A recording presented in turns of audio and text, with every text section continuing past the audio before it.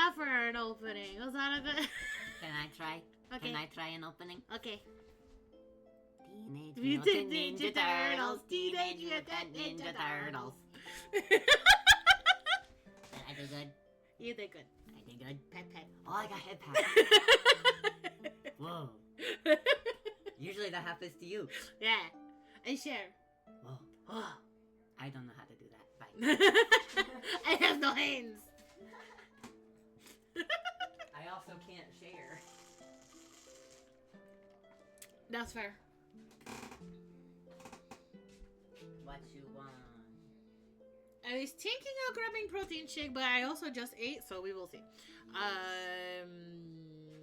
We were here. Hello, welcome. Hi, hello, hihi, and welcome. We are back for more of the good people. And we are here to. Are we all ready to see our warrior, but our raven? I'm gonna just call her the Crow Queen. Are we ready to see our Crow Queen? Cause she fucking. I'd love her. Click. Okay. Load. Oh, okay. Cool. Last time we finished up Shay's route and then started hers, and now we're going to continue Maeve's route. Anyways, let's go see our girlfriend. Also, hi Michelle, welcome in. I see you there. Congrats on first. Okay. Let's see. My heart pounds as I climb through the impossibly tall tangle of lush, spring-bound trees, feeling small and unsettled by every rustling leaf and crunch of undergrowth in the distance. In the 2 weeks since I've been here, I've learned that this forest is called something. Farisha Nanyeha. Farisha Nanyeha. Farisha Nanyeha. Farisha Nanyeha. Forest of the Gods. Okay, interesting. And I can't find myself arguing with that choice of name. It's an ancient feeling place, watchful and domineering, but breathtaking in its beauty. I can almost sense the eyes of the forest following my every move. Still, I press on, checking for the markers I left behind in my first trek here. It's hard to keep track of the time in a land where the sky never changes, so I had to be especially sure that I wouldn't get lost on the day I needed to meet with Maeve. Thankfully, my preparations pay off. After slipping under an arching root 3 times the width of my torso, I arrive at my destination. A glade of Galon? Galon. Galon. And then the plural. Galon. Okay. A glade of Galon, not unlike the ones I've seen adorning the fields of Ireland. Spare the otherworldly faces etched into the stone. If we ever had those, they've been long worn away with the weather. I find myself stilling around the glade's periphery. Stilling around the glade's periphery, too intimidated to enter such a simultaneously exposed and secluded place. There's a tension in the air, a sacredness that makes me feel like I'm intruding. Maybe I am. Come to think of it, what did Maeve call this place? A druid's crossing? I don't know what that means, of course, but that's part of the problem. If this is some kind of consecrated land, in a pagan sort of way, that is, then I really shouldn't be here. I'm not a druid, after all. Neither is Maeve, I remind myself, with a little shake of the head. If she figures she can be here, I suppose I can as well. Honesty of identity notwithstanding. Okay. My brain did not want to process that. I don't know what's wrong with me today. I did spend most of today trying to read shit, so I guess I'm just out of my reading capacity. As I wrestle with my nerves, my thoughts fleetingly drift back to Maeve herself. Not about anything important, mind, just how she's doing or what she's been up to since we last spoke. I haven't spent long in her company, in the grand scheme of things, but I miss her. She puts me at ease in this strange new place, and I find myself feeling isolated in her absence. Honestly, it's a little embarrassing, but I can't help myself. She's obviously led a wonderfully adventurous life. If I wasn't so intent on getting home as soon as possible, all I'd want to do is sit and listen to Maeve's story. It isn't hard to see why she's so popular with the Unseelie, that's for certain. In any case, I need to stop stalling. I don't see anyone else lurking in the glade, but Maeve may be waiting for me to show myself first. That'd be the smart thing to do. For all she knows, I could have led an ambush here if I really was with the Seelie in any way. Steeling myself, I finally skulk out of the trees and into the ring of standing stones until I come face to face with its centerpiece, an engraving of a woman with 3 heads. A goddess, I figure, but which one? I can't very well ask anyone, a druid should know. Maybe it's this Danu I keep hearing about. She certainly talked about enough in passing, unless... the mother goddess of Tuatha-Dé-Danann, she who created Tir na Nog and elevated the Tuatha to godhood, granting them knowledge of magic. Okay. There's something nagging at me. An inkling, I think it's the Morrigan, maybe. An inkling of familiarity that I can't quite place about her. My eyes drift to the statue base, which stands in the shallow well. A few rushes hug her, obscuring what almost looks like jagged cuts of a kind of script. I sink to my knees, leaning forward to reveal the lettering. It's nothing I understand, but there's a symbol that catches my eye. Is that... Oh, paying Bridget your respects. Oh, not Morrigan. Bridget. Old Irish, Breege. Breege. Modern Irish, Bridget. Bridget, yeah. An exalted goddess of many facets, daughter of the Dagda, wife of the treacherous Fomorn King Briss, and face of the Order of the Eternal Flame. She is a poet and a sage, caring and wise. Incidentally, she is also an Irish saint. Okay. Paying Bridget your respects. The voice startles me into whirring around and scrambling upright. The sorry state of me seems to provoke a gentle laugh from the shadows. Easy, Druid, it's just me. I breathe a hefty sigh of relief as May steps out from behind the galan and into the circle, arms up high in mocking surrender. There's an easy smile gracing her face. Sorry, didn't mean to frighten you. I was just making sure no one else could spot me while I waited here. Robin dropped me off a while ago, to be honest, and I was beginning to worry.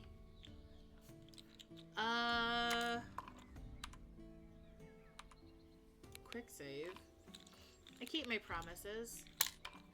What does the other one do? Nothing. Okay. Yeah, I keep my promises. It takes a moment for my heart to slow after that brief scare, but on hearing the shift in Maeve's tone, I stand up a little straighter. I keep my promises. I wasn't gonna back out on the investigation. Thank you for saying so. Getting to the bottom of this means a lot to us, to the king especially. There's not a whole lot of people he trusts, let alone with something like this. I think we can trust you, though. We haven't known each other long, but I sense there's honor in you. I didn't mean what I said like that, mind you. I was worried you might have been caught. Oh. Speaking of, a serious expression falls over Maeve's face, signaling it was time to get back to business. You made sure you weren't followed. I don't think I was. This place is pretty down and out of the way. I did leave a few markers for myself so I wouldn't get turned around, but nothing obvious. Rock piles, a stick in the ground, things like that. She nods. That's fine. Later, we'll need to discuss contingency plans if you're ever compromised. This is serious work. Dangerous work, but we're not going to leave you in a lurch. In fact, Robin and I have been setting up various safe houses for you to run to if you're ever in danger. There'll be plenty of supplies on site, so don't think about packing anything. Just go. I brought a map just in case you need it. Here's hoping it never comes to that, though. For now, let's talk about what you've been able to find out, yeah? I nod back at Maeve, but my thoughts drift for a moment. If I'm being honest, it's been a right chaotic couple of weeks. It never quite struck me how hard this investigation business would end up being when I first agreed to help with the Unseelie.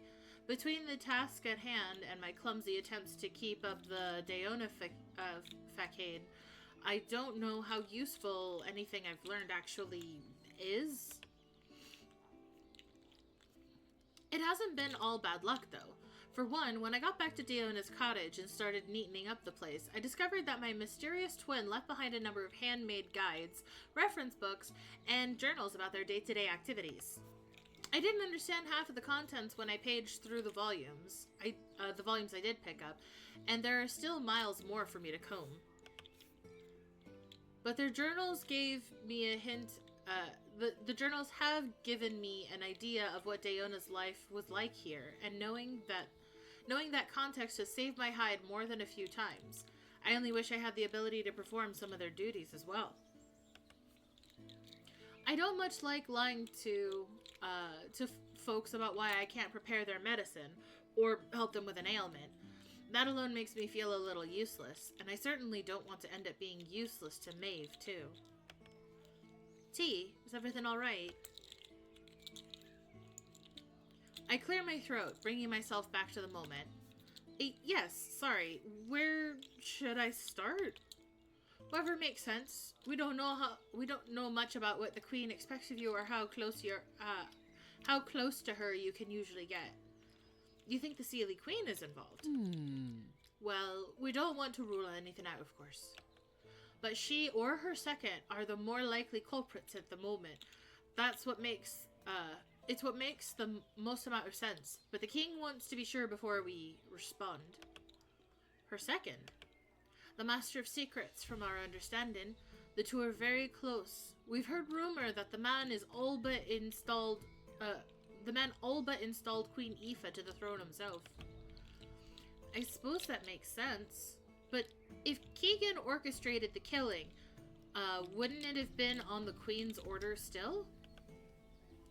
Probably yes, but the Master of Secrets is no one's lackey. There's a distinct possibility that he acted on his own accord, with his own motives in mind. But if that's the case, it may change how we respond. How do you know? Sorry? I mean, how do you know Keegan would act on his own here? I'm not saying you're wrong one way or another exactly, but if he's close to the Queen, it stands she would have at least known what he was doing, yeah? Making her just as responsible? I would tend to agree, but the king wants to examine both angles. Maeve's words fall short. She shakes her head, seemingly deciding not to go on with whatever she had intended to say. What is it? The king's reasons are his business, not ours. Leave it be.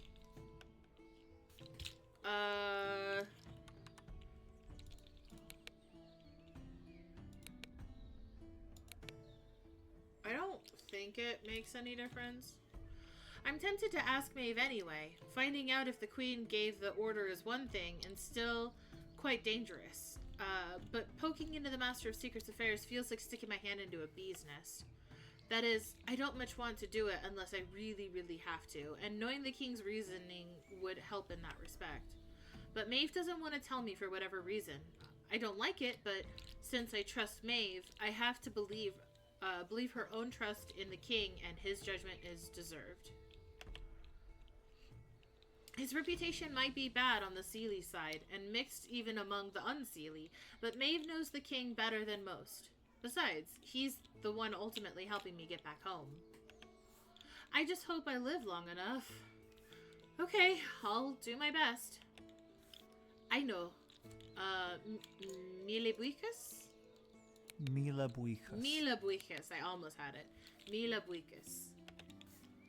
Still, don't take any unnecessary risks. What you learn won't be much use if something bad happens to you before you can tell us. Plus, despite appearances, the king's concerned about you and your safety in all this as well, you know. Really? I'm not even sure he likes me. Well, respect, respect, yes. Ouch. Her laugh is everything! She chuckles. He takes a while to warm up to most people these days. Don't take it personally. I mean, he's still sometimes on the fence with Robin, and they've known each other for over 3 decades now. I guess so, but Robin's... Robin. True. Which means you should have no problem. Anyway, let's move on. What have you been able to find out? I run my fingers through my hair. Right, well, I've got good news and bad news then. Start with the bad. I haven't seen the Queen or the Master of Secrets since coming back. They're not at the court at the moment. Which, to be honest, has been pretty great news for me. I wasn't looking forward to running into them again. I'm still not. Really. Especially now. Do you know why they've gone? For Master Keegan, I haven't the foggiest. The Queen seems to be otherwise engaged in some sort of showcase. Right now she's traveling to Phineas, I think. Left while I was still with you lot. Maeve clicks her tongue. What's the good news then? The good news is I have no shortage of other suspects. I meant it as a joke, but Maeve doesn't look amused. What do you mean? Well... It seems just about everyone I talked to had a reason to want him dead, I suppose. She sighs. That isn't surprising. He was the traitor king, after all. Still, most would not have the means or ability to carry out an assassination, let alone the assassination of King Lugaid. He wouldn't go down without a fight, and on that front, he is formidable, even in the end. It would have taken a skilled warrior to cut him down. Think back to the conversations you had. Was there anyone who stood out on that front? We can't discount the involvement of mercenaries, of course, but that would require a very deep pocket. Easy enough for the Queen or the Master of Secrets, less for the general public, and potentially too risky for most nobles to entertain, especially now when they're not likely to gain much from it, short of another war to eat up subjects and resources. I consider Maeve's words for a moment, reflecting back on the past 2 weeks. Right, then I think there's at least 3? Well, 5 technically, but 3 of them are brothers. Oh, I hate those guys. Hi, music lover, welcome in. Congrats on 2nd. Welcome, welcome. Maeve straightens her back. I think I know where you're going with this, but continue. Thank you for the head pappies, thank you. Alright. Oh, flashback to the triple dumbasses. The dumb, dumber, and dumbest. This happened a few days after my return to the Sealy court. I'd only just found the time to start my search since my cottage was a right mess after the months I'd been away. But I figured the palace was the best place to jump off from, so there I was roaming the halls. When I ran into Sephor, Kethor, and Tethor, Macmibel. And by ran into, I do mean that literally. They came rip-roaring around the corner too fast for me to dodge. Ugh, watch where you're going, you savage. Watch where you're going, you savage. Ah, it's the druid again. Of course it is. You can smell the stench of my legion from miles off. Oh, the stream was muted. Well, I'm glad to be unmuted. Welcome back. You there. Yes, you. Don't scurry away. Look what you've done. You've made our poor little brother drop everything he was holding. It's fine. Don't bother, Tough. They're not worth your breath. Oh, apologies, my lords. Do the 3 of you need help picking all that up? It was basically just some stray papers, so I didn't much care about lending a hand if it'd get them off my arse. Still, almost as soon as the words were out, their heads started spinning between each other like I'd just done something strange.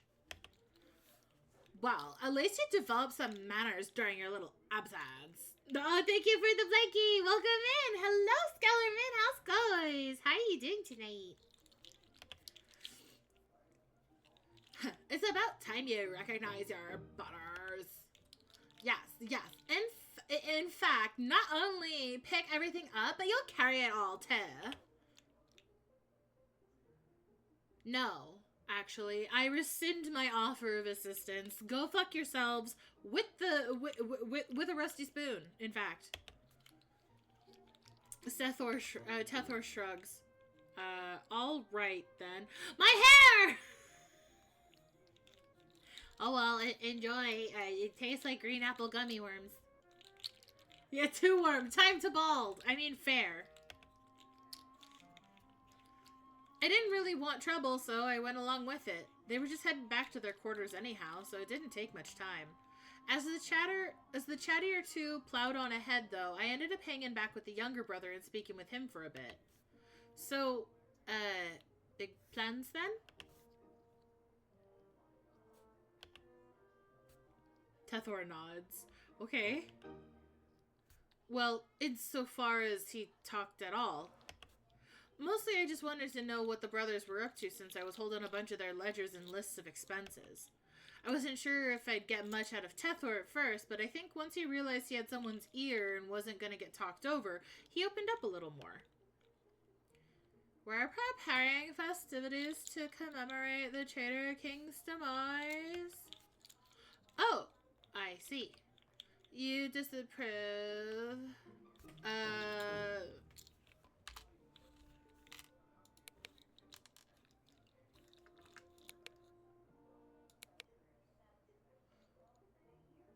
I hit the same one twice.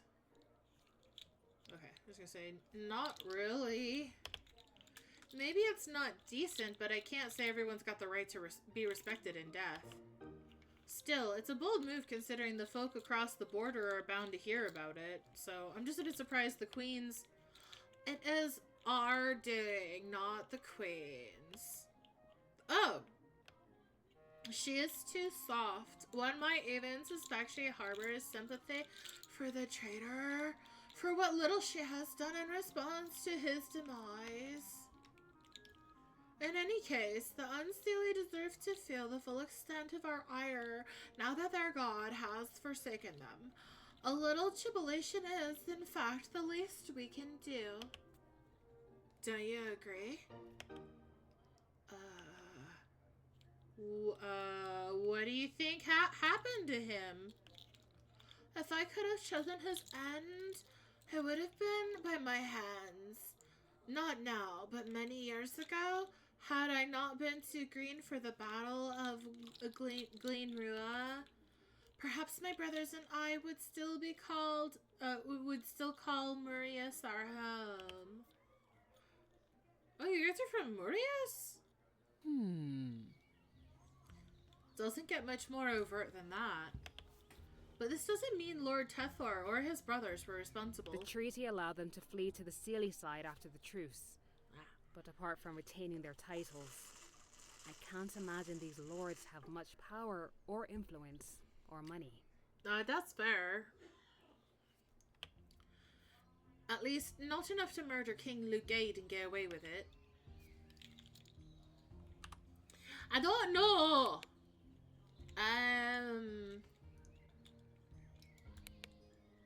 Does it give me any? It doesn't give me any response. Yeah, it's her.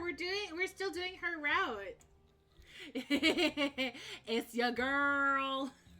She is still so cute, indeed. You're probably right.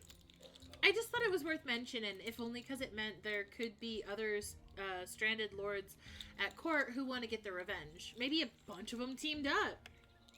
It's full of combat prowess. I'd say secrets, but she's not the master of secrets. She does have a lot of crows, though.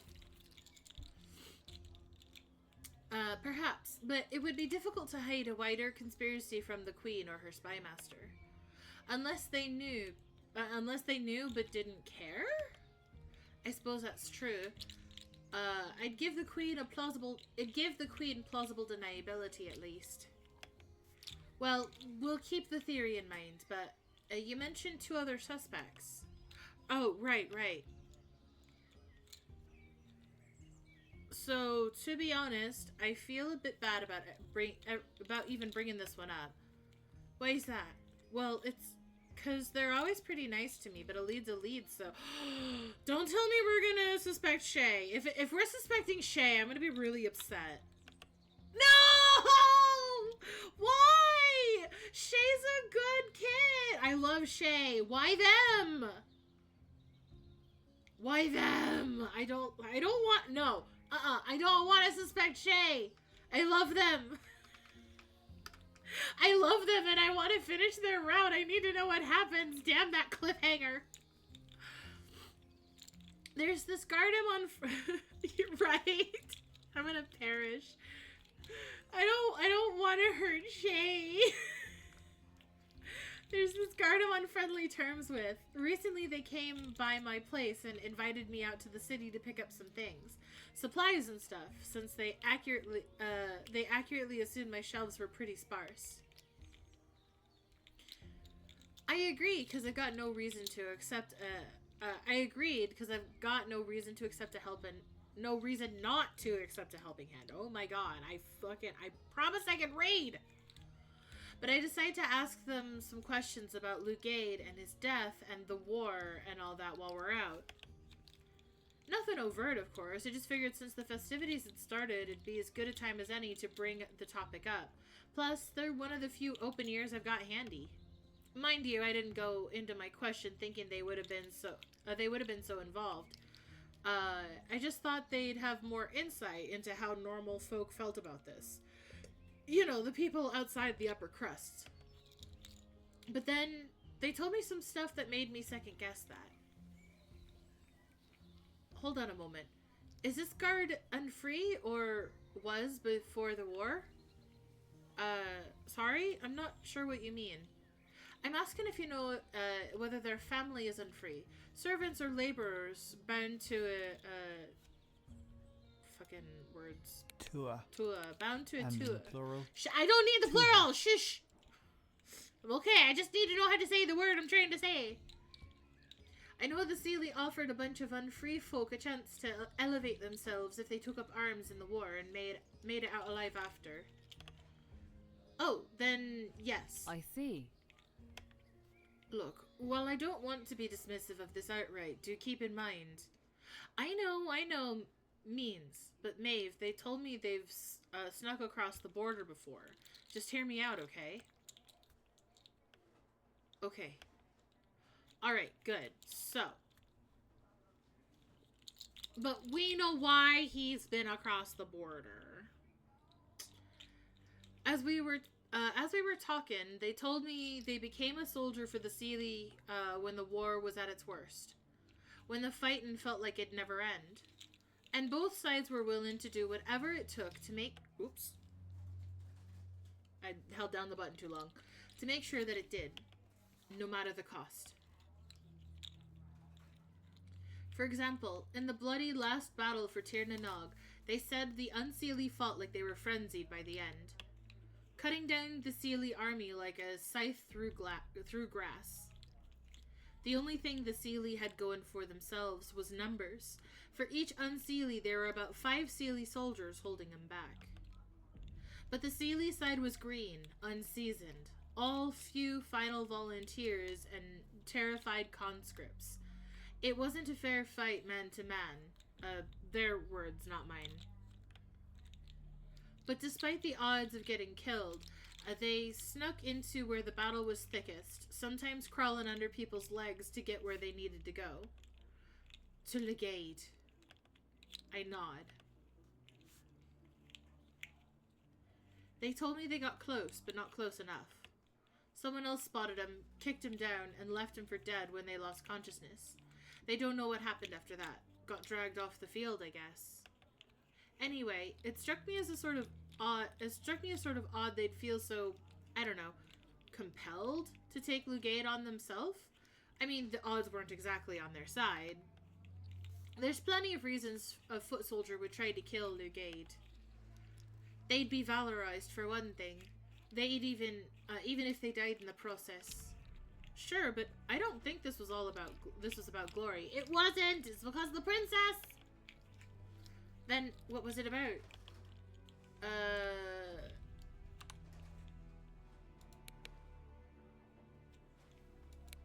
conviction. So I'd say duty, but it wasn't like... Shay wasn't the princess's guard at the time that the event happened, that we know from their route. But we know that they also weren't in love with the princess. So, conviction by process of elimination, best possible answer. Maeve doesn't say anything, so I continue. Also, I'm sorry if you hear in the background, I've got my slug in my hands. I'm kind of just playing with the slug. I'm stimming a little bit. So, don't mind me. If you hear in the background, it's just me fidgeting. They had personal reasons too, of course. I mean, this guard wasn't always a guard. Before the war, or more like early into it, they served the king's heir, befriended her even. They were there during the Unseelies' attack on the princess's stronghold.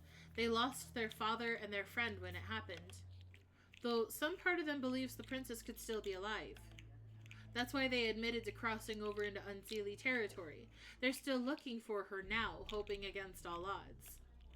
But during that battle, I don't think any of their hopes mattered. All that mattered was that they believed the war needed to end and Lugaid deserved to die, even if it cost them their life. So who knows, maybe one of their ventures if it was the right time and place. You haven't mentioned a name, Druid. Why is that? There's a curt edge to Maeve's voice as she interrupts me, and a stiff set to her jaw. It puts me on my guard for a moment, so I hesitate before answering. Does Maeve think I'm withholding information? I didn't intend that, but with her looking at me that way... No, I'm wondering if I should... Now I'm wondering if I should be. Shay's not exactly high up on my list of murder suspects, but crossing the border was still its own offense, which is why I thought I should bring it up. Anyone who's mad enough to chance getting executed might be willing to risk it all to take out the traitor king. I mean, Shay's already tried it before, right? But I guess I didn't really stop to consider that what telling Maeve, the Unseelie King's second, would mean for Shay if they weren't the murderer. Maeve stepped up for me when I crossed the border on accident, but I really can't assume she'll do the same for Shay, can I? They're on different sides of this conflict, after all.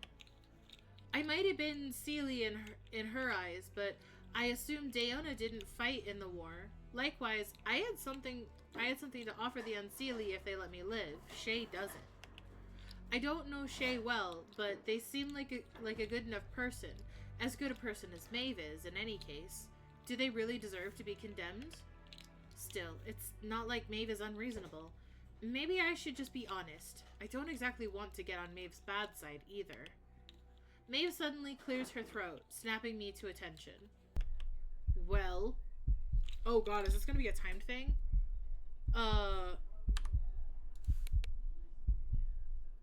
Should I tell her, or...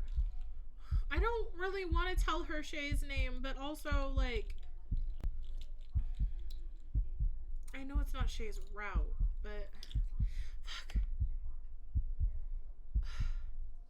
Ah, it hurts my heart. You guys, what should I do?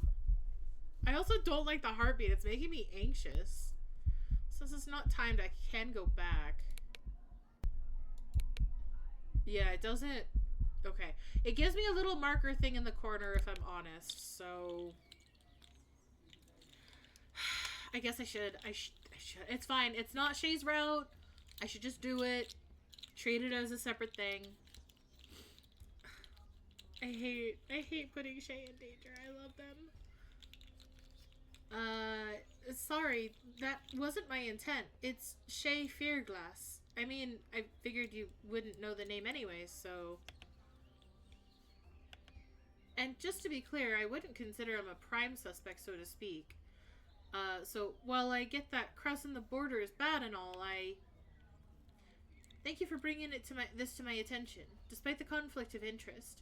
Crossing the border is a serious offense. Your friend's a fool for admitting to it. I'll get Robin to investigate the matter.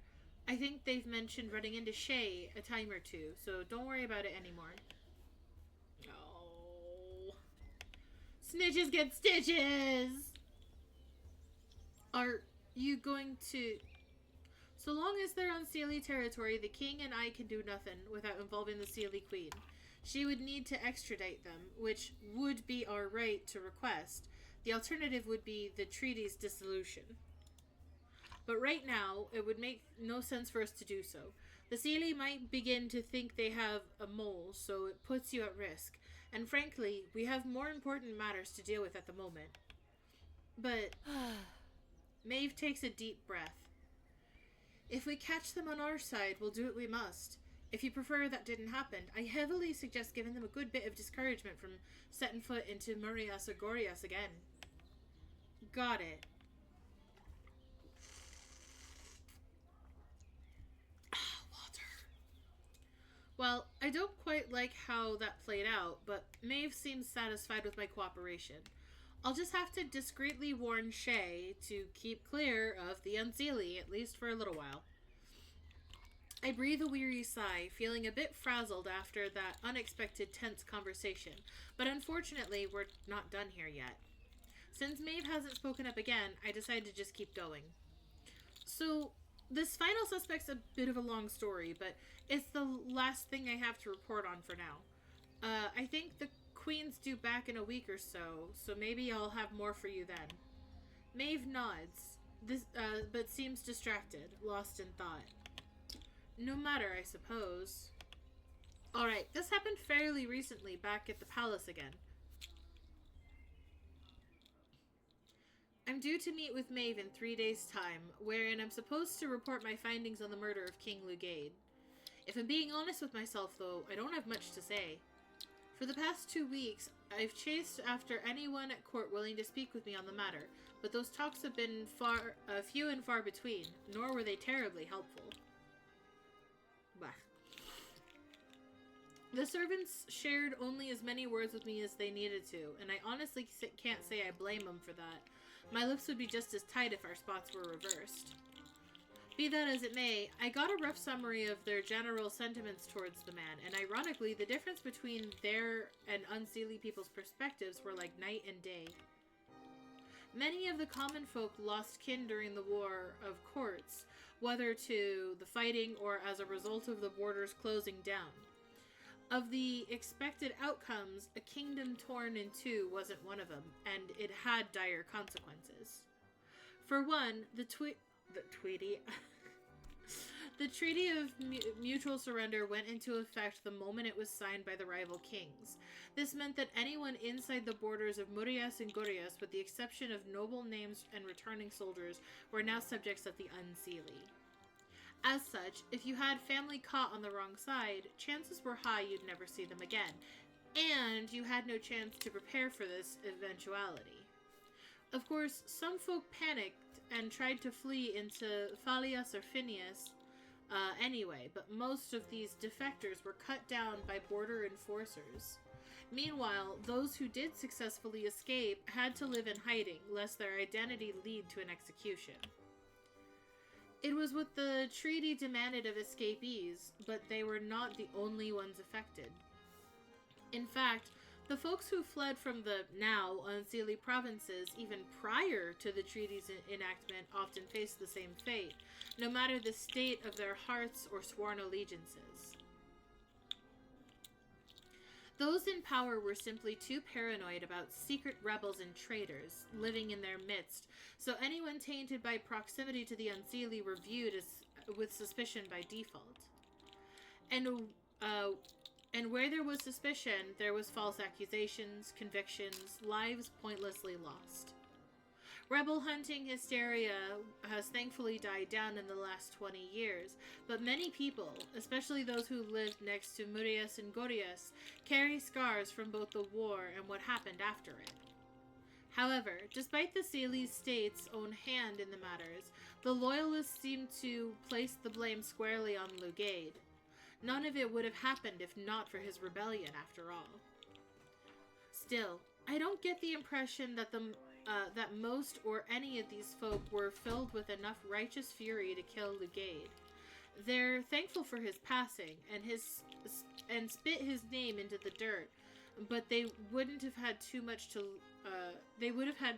lose to take that kind of risk themselves. As for the nobles and well-to-dos, well, that's another matter.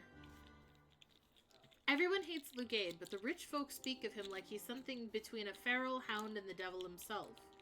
I could point a finger at any of them, and odds are high they'd take credit for his murder even if they hadn't been involved. That said, while the common folk are fairly uniform in their thoughts on this, the unseelie, thoughts on the unseelie king, the nobles' hatred tends to be a little more varied, usually by point of impact. In the first faction, there are the nobles that left Murias and Gorias to avoid certain death, like Tethor and his brothers.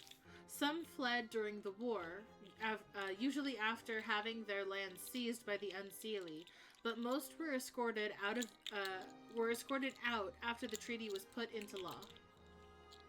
In either case, being forced to escape meant leaving behind a legacy so as to not die with it. Lands that had belonged to their families for generations, hundreds if not thousands of years, were now being occupied by violent criminals of another name. Likewise, for the first time in their lives, many of these folk found themselves with nothing to their names but a title. The petty lords were now practically peasants themselves in lieu of any land, wealth, or tenants, and even the likes of Sethor, Kethor, and Tethor, the sons of the deceased High Lords of Murias, had to bow and scrape to regain the prestige they felt they were owed. Their resentment was palpable, and their losses significant, but their pockets were just about empty. Still, where there's a will, there's a way. Certainly Tethor made it plain that he'd have killed Lugaid if he had the chance. Perhaps that was an admission? I have, What's up? something to tell you. What's up? Giggles wants to play Dungeons and Dragons. She want that D20! She wants that D20 She want that D20 so wants bad! that D20 bad. She want to roll for that initiative! She rolled a 7. She rolled a 7. Love it, love it. I saw her messing with something and I was like, what did you just push under the door?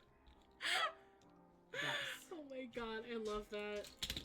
Of course, I just had a random D20 in the corner of my room for her to grab. Yeah, of course. Love it. Even so, there's yet another side at court to keep in mind in all this. The nobles that rule over Phalias and Phineas. One second. Trying to open this quietly and that's not working. Okay. They have an entirely different sort of ire towards Lugaid, one born more out of disgust and indignation, but it's visceral all the same. The idea that a base-born dog who dared call himself a god could wreak such havoc and uproot so many noble lineages was as outrageous as it was horrifying to these folks. It was unheard of and an implicit threat to their own once assured authority. Wow, I cannot follow sentences. With that said, most of them couldn't quite decide whether to be terrified of Lugaid for what he had accomplished or haughtily dismissive of him in light of his failure to finish the job. Their arrogance encouraged the latter, but their fear never quite went away. It stood to reason, then, that any of these people might want to kill the man before he provoked another rebellion. I don't know what that was, but there was a tiny bug, and it is now deceased. Even if he never took up the mantle again, who's to say someone else wouldn't get inspired? Better to make an example of him, then. I sigh, leaning back against the ivy ornamented pillar in one of the many palace halls. Theories, theories, theories. All I have are broad-stroke theories about the plausible profile of Lugaid's murderer, and that's assuming he was killed by a Seelie at all. I have a few names, no real evidence, and no more leads. That's it. What's the contingency if I don't find anything of use for the Unseelie anyway? Will the king still send me home? I have no idea, and it's making me nervous. I don't know how much longer I can keep up appearances before my spying or true identity is discovered. I wonder if the other princess, the one Shay's looking for, is responsible. Because, like, in Shay's route, we found out that she's, like, the leader of, like, the group that Maeve was a part of. I can't remember the fucking name of it. But I think she's, like, the leader of that group now. It would make sense for her to possibly do it. Or at least her to initiate it. Like, to trigger someone to go do it for her. I don't know. Either reveal is dangerous for me. The Seelie would execute me for treason, and the Unseelie would probably refuse to aid me for defrauding them. I'm in way over my head. But what other choice do I have? I need to get home. Hello? Out of nowhere, I hear something that sounds akin to soft weeping. Is it coming from the throne room?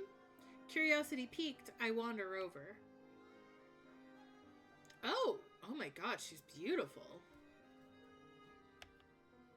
As I glance inside, I spot an older, elegantly dressed lady standing vigil before the Seelie throne. Her back is to me from where I enter, but there's no one else in the room from what I can see. The weeping must be coming from her. I'm not sure what to do about this. If anything at all, I've never seen this woman, never met her. What are the chances she'd want me to intrude? Not high, I'd wager. I begin to turn around, but as I do, the soles of my shoes make a loud squeak on the sleek, ivory-colored floors. Wincing, I impulsively look back towards the woman, who likewise meets my gaze, her expression a mix of startled surprise and profound irritation. Before I can say anything or think to apologize, the woman's already turned on her heels and stormed out of the throne room altogether. I almost join her in that swift departure, albeit more so out of embarrassment, but a sudden clattering sound gives me pause. Did she drop something? I look back at the base of the throne to spot an object glimmering in the sunlight. Instinctively, I jog over and crouch down, picking up a small silver ring off the ground. Its surface is engraved with a symbol of a bird flying through an incomplete circle, and little red and blue gemstones are set all the way around the band. She definitely doesn't want to lose this. Further, I don't want to be blamed for a theft if someone else picks it up before she realizes it's gone. With haste, I run after the lady into the gardens and work myself into a sweat trying to find her among the tall rows of shrubbery. Every once in a while, I see the top of her head or the fringe of her dress, but each time I get close, she seems to disappear again. I'd almost admire her sprightly step if it wasn't so bloody inconvenient. It's not like I can just shout after her. I don't know her name or title, and I can't imagine she'd take too kindly to an "Oi, you!" from the likes of me, or at all. Fortunately, I do eventually locate the woman despite her attempts to dodge me. She scowls as soon as she sees I've caught her and all but spits out her next words. "Oh, for Danu's sake, you have nothing else to do." I hoist my arms and the ring up in genuine surrender, not wanting to be trapped in this enduringly awkward moment any longer than needed. I'm sorry. I didn't mean to intrude, and I intend to leave you be, but you dropped this back there, so I... Her face falls as she eyes the ring and immediately snatches it from my fingers, quick as anything, and without even bothering to ask me for it first. The action is aggressive enough that I almost say something terse, but any retort I had fades from my throat as I notice her iron grip on the ring, and how protectively she holds it to her chest before she wedges it back onto her finger. I see. Well... Guraba Magate? Guramahagat. Guramahagat. Fucking, I can't fucking remember how to say this shit. Guramahagat. Guramahagat. That thanks sounds like it's been wrenched from her mouth, but I don't get the sense that she doesn't. I don't get the sense that she doesn't mean it. If anything, her reluctant tone feels like an indication of sincerity.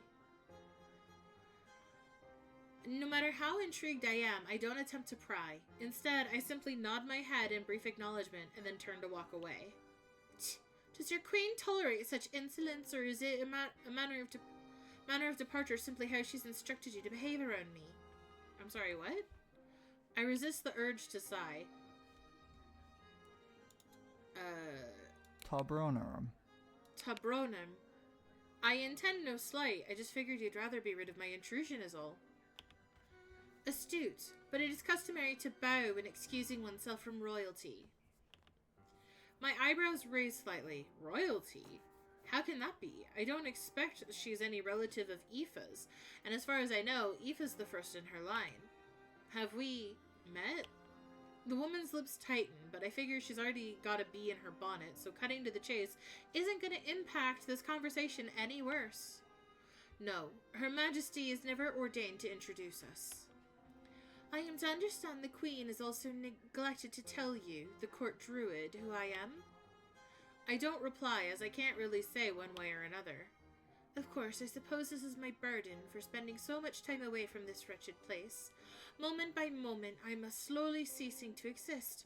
No doubt our beloved sovereign wishes it were so. Huh. Well, she can carry on as she likes, but I have no intention of going anywhere. The woman solidifies her posture into a rigid edge and then affixes me with a smirk.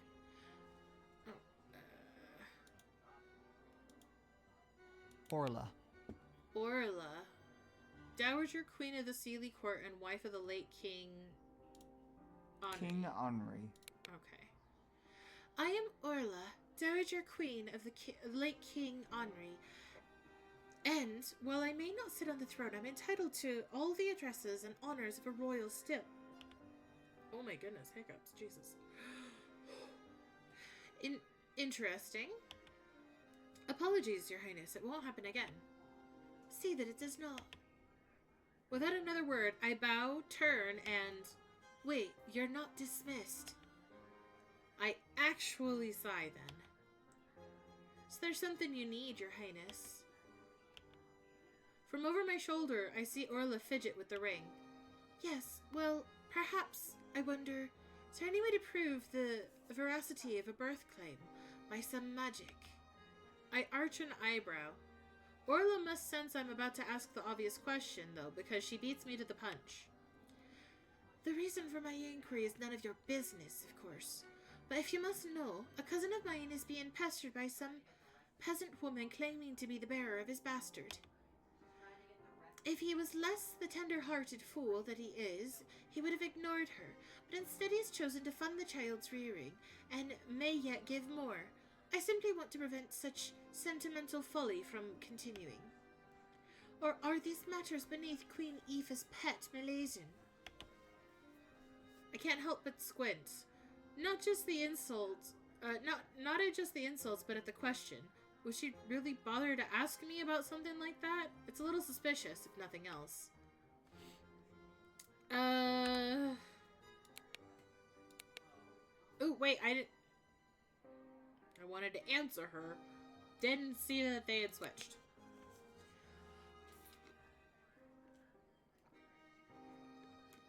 I release a breath and let go of my urge to poke holes in Orla's explanation.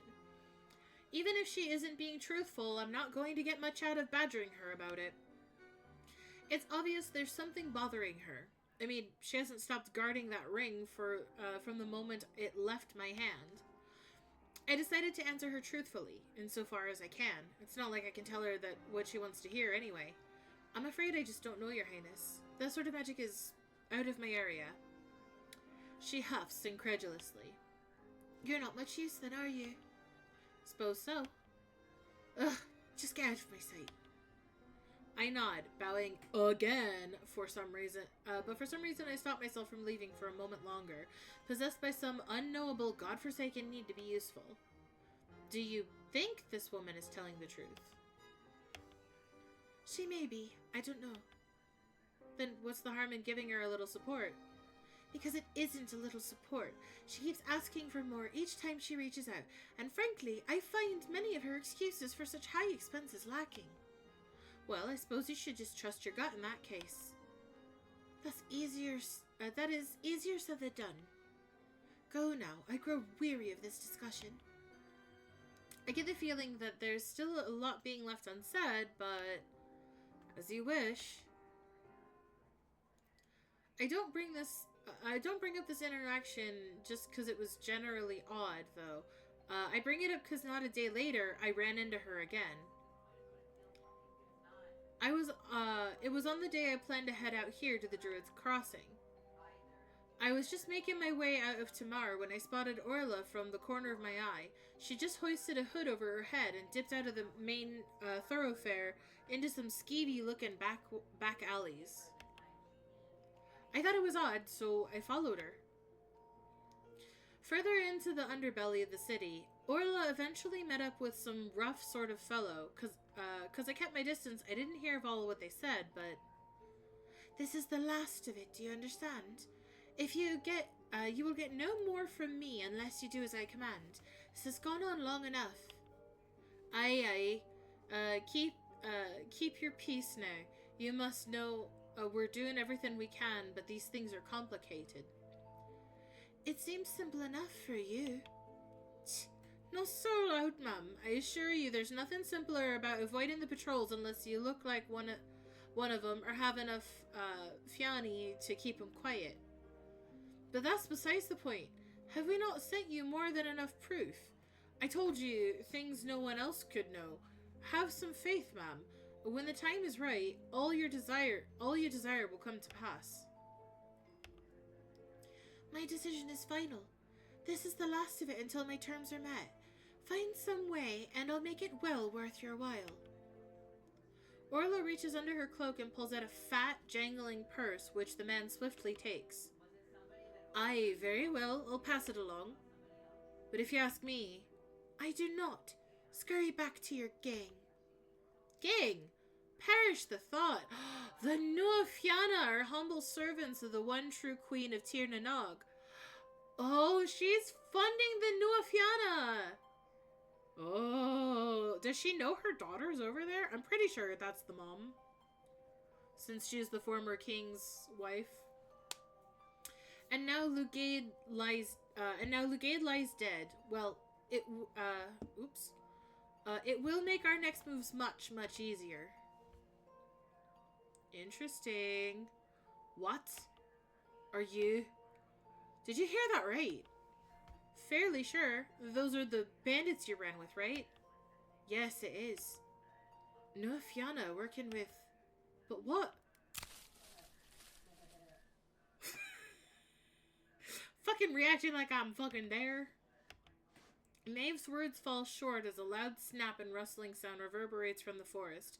We look at each other. Maeve quickly presses a finger to her lips and gestures for me still. Then... I jump back and gasp as an arrow flies through the air and passes by, embedding itself in the ground a few feet away. Bollocks. Get behind those Galan over there and keep your head down. Okay. Maeve's voice is hushed but firm, and I obey her without hesitation. But as I try to get away from danger, Maeve moves towards it. She crouches low and scans the section of forest that the arrow just came from, but keeps herself shielded behind the central Galan, Bridget. Her hand grips her sword tightly, but from my vantage point, I can't see what she's seeing, if she sees anything at all. I hold my breath, and my mind suddenly swirls in raw panic. How is this possible? I was so sure I wasn't... Oh, Christ, Maeve. I think I... Oh, no. It's the Master of Secrets. But my half-baked warning comes too late. Keegan. My sincerest apologies. I told my men to keep their wits about them. But it seems your nerve-wracking reputation has reached far and wide, Tradur. Tradur? Given name means she who rules. The hour of flight? Or the hour of fight. Oh, he's talking about Maeve. But there's no need for that. Why don't we just come out and have ourselves a little talk instead? Besides, you're surrounded. Oh no! That's so bad! Is Maeve gonna get caught? I don't want that. I peek around the Galan, searching for the forest periphery. Keegan was right. There must be at least 30 men surrounding us. I know Maeve is good, but is she that good?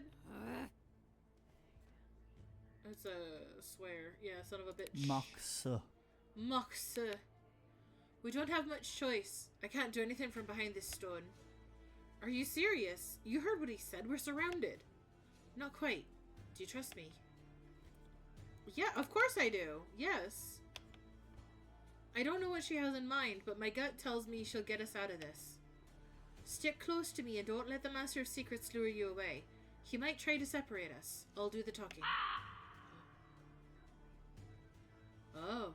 As we step around the huge gallon, a murder of crows circle the air. Their calls are loud enough to force Keegan to raise his voice to be heard. The guards raise their bows, aiming at Maeve. There you are, Druid. Or should I call you T? You've been quite the little investigator lately, have you? My chest tightens in panic, and I look to Maeve for what to do. She steps in front of me, shielding me from Keegan. The guards hold their arrows at the ready, waiting for his signal. Whatever Maeve has planned, I hope she does it sooner rather than later. Captain Truidar, shame our first meeting is under such circumstances. That is, me taking you in for conspiracy and illegally crossing the border. Your reputation precedes you. A man who creeps around in the shadows, only revealing himself when he has the protection of his superiors. Why is she antagonizing him? Strength in numbers, as they say, which you currently seem to lack. Either your liege doesn't know you're here, or cares little about you being caught. I can't say I'm surprised he lacks a spine either way. Rude! Perhaps, were you to hand over the druid, I could be convinced to offer you leniency. Afraid you were going to run into him, were you? What's she doing? Keegan makes a low noise of disgust. Hardly. I understand your lot is quite fond of delusions of grandeur. And the Unseelie King wouldn't be the first charismatic leader you failed now, would he? Is he talking about Fedlam? Whatever he means, it strikes a nerve with Maeve. Did you fight in the Battle of... Glanrua. Glanrua. Red Valley. It is the name of the last battle of the War of Courts, referencing both the Sky of Murias and the blood-soaked battlegrounds. Glanrua. Glanrua. Keegan Moshtaru. Oh, Moshtaruin, that's right. That's just his last name.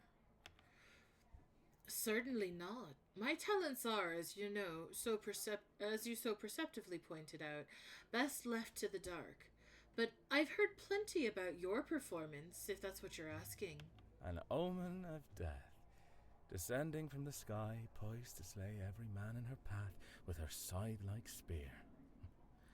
Quite the spectacle. That sounds hot. You seem to have captured the hearts and imaginations of many. That sounds hot. I'll admit I'm skeptical, particularly since the Unseelie have a habit of turning men into gods. And by the looks of you, well, forgive me if I don't bow. However, the crows are a nice touch. Still, as you previously noted, I brought along some reinforcements just in case. Better to be sure, no? Though I imagine a meager 30 men is nothing to the Morrigan. You're right, it's not. The crows descend from the sky, swarming around Maeve so forcefully I have to leap out of the way to dodge them. In seconds, my vision is obscured by dark wings. The crows shoot past violently fast, the flapping of their wings almost deafening me. I can't see where Maeve is. The crows part, flying off into the trees. Oh my god! Oh, she's so cool! The crows part, flying off into the trees in their place. Maeve now hovers above us, but she isn't quite Maeve. What happened to her? Bearing enormous crow wings, massive harpy-like legs, and a terrifying steel weapon, Maeve no longer resembles the woman she was moments ago. Now I think she's literally the Morrigan. Oh my god, that's so cool! Bro! You wanted the Morgan. Well, am I not a sight to behold? Oh, it's so cool! My queen! Keegan's earlier words echo in my mind. An omen of death.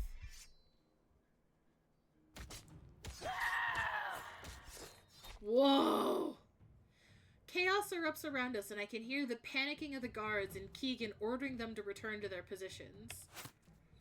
A few of the guards loose their arrows, but Maeve moves so quickly through the air that none of them land. She swoops down straight towards the archers. Oh my god. Her weapon swings through the air, slicing through 3 men with little effort.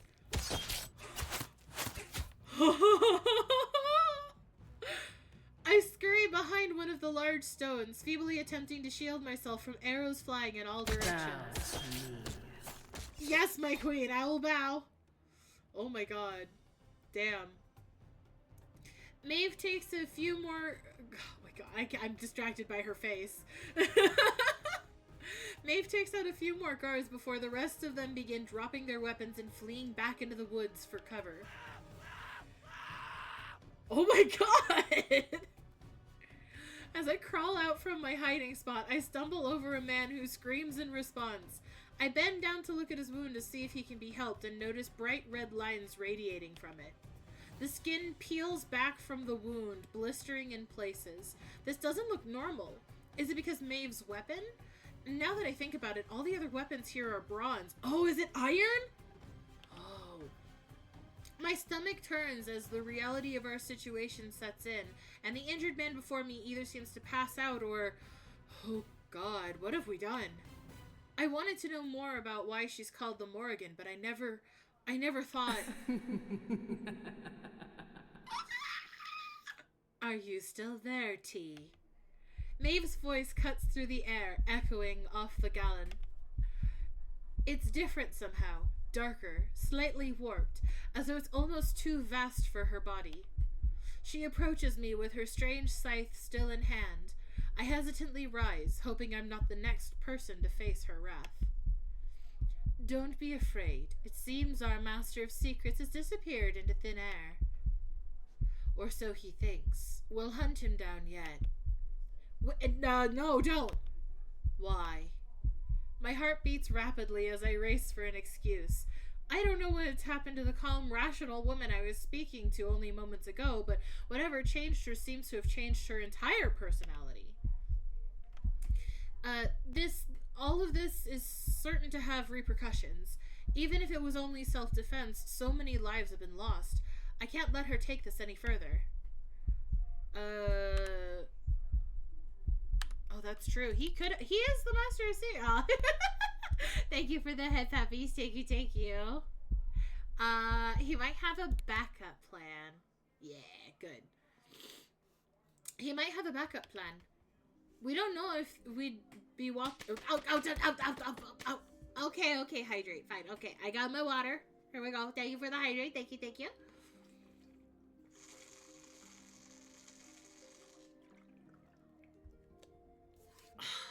Okay.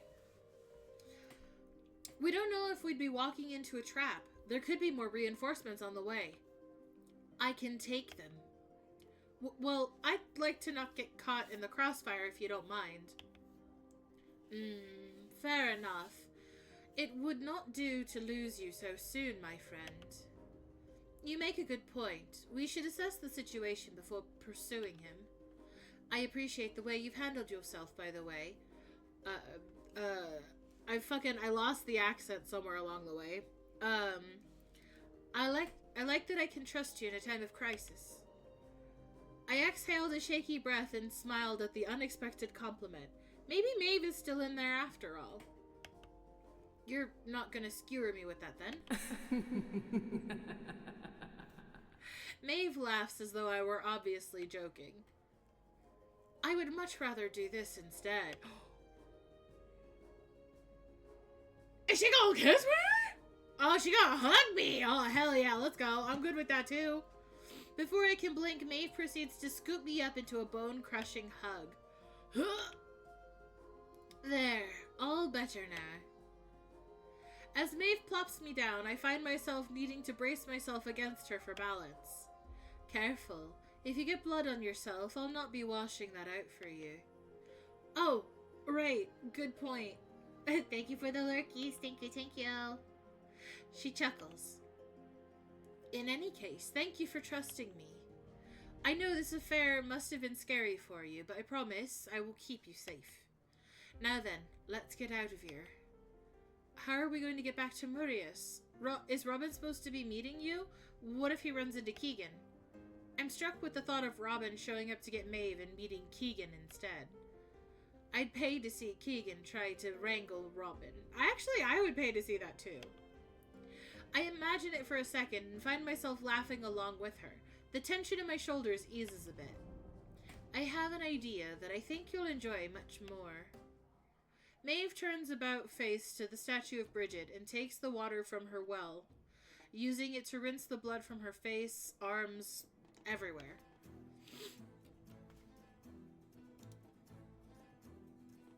Take my excuse akin to excuse me. Gamaleshkel. Gamaleshkel. Gamaleshkel. Once clean, Maeve drops her weapon to the ground and scoops me off my feet, cradling me to her chest. Her wings stretch out, preparing to take off at any second, and she grabs her scythe with her talons. Dang. Add in 20 seconds. Hold on tight. I don't usually take passengers. Whoa! We're flying! Oh my god, that's exciting. Maeve's wings give one enormous flap and we're launched into the air. The wind rushes past me as the druid's crossing grows even smaller and my arms tighten around Maeve's neck. And we'll come back to this in 3 minutes after the break. I'll be back soon, Snackies!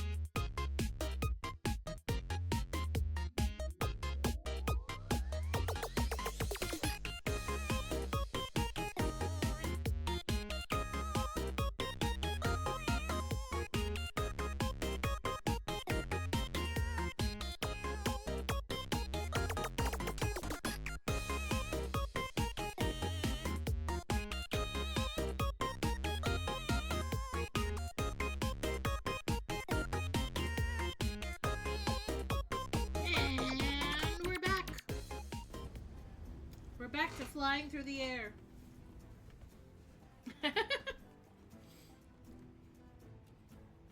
The wind rushes past me as the druid's crossing grows ever smaller, and my arms tighten around Maeve's neck. She laughs and speaks just loud enough to be heard over the air rushing past my ears. Whoa, you're very close, beautiful woman. Don't worry, T. I've got you. Maeve holds me tightly against her as she soars across the sky.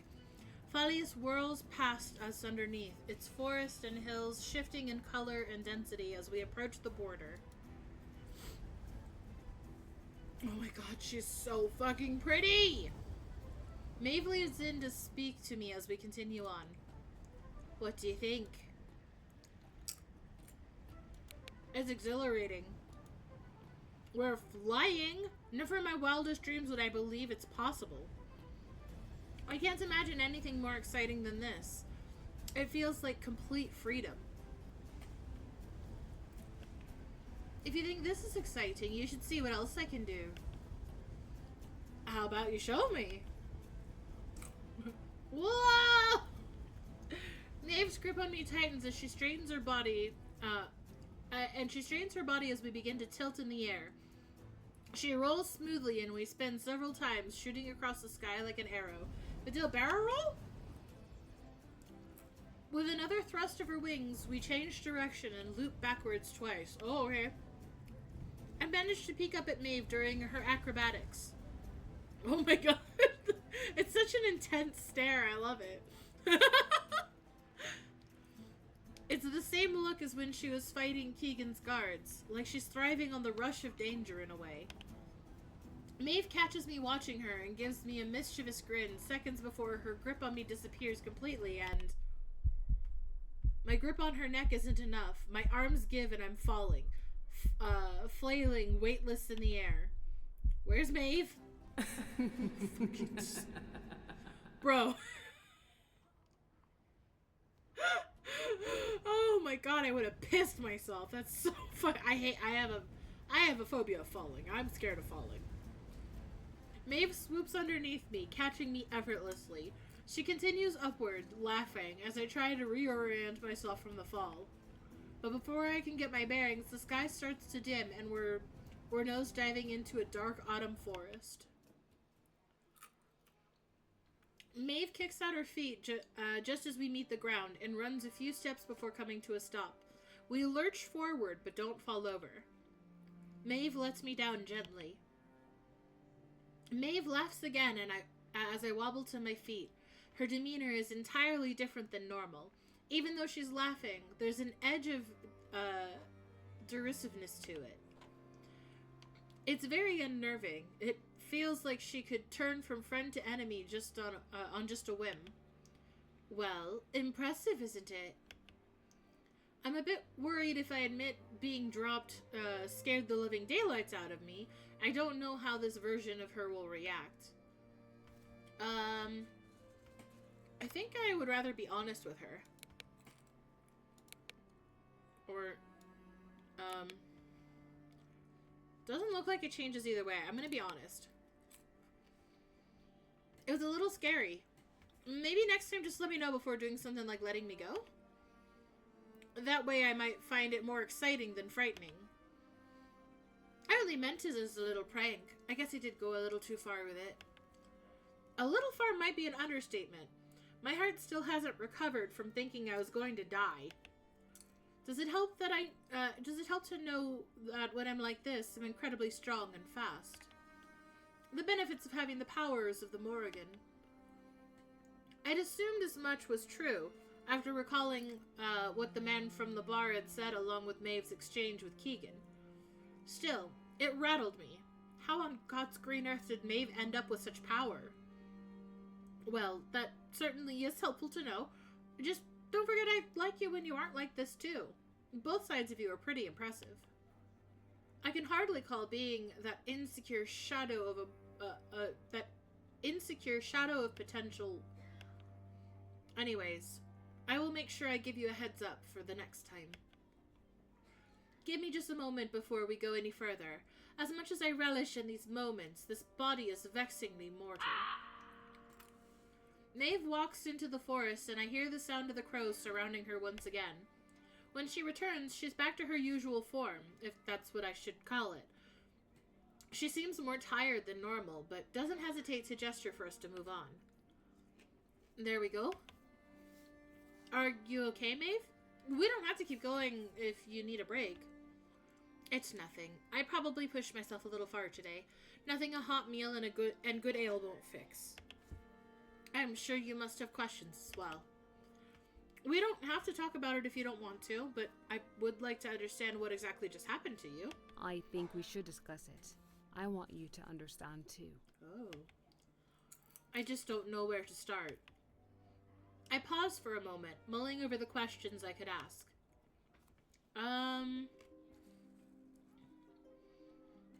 The connection with the Morrigan. How about what Keegan was saying about you and the Morrigan? Those wings. Do you really have her powers, or... Yes and no. I'm not the goddess herself, if that's what you're thinking. Oh, that's a little sad, but I can understand that.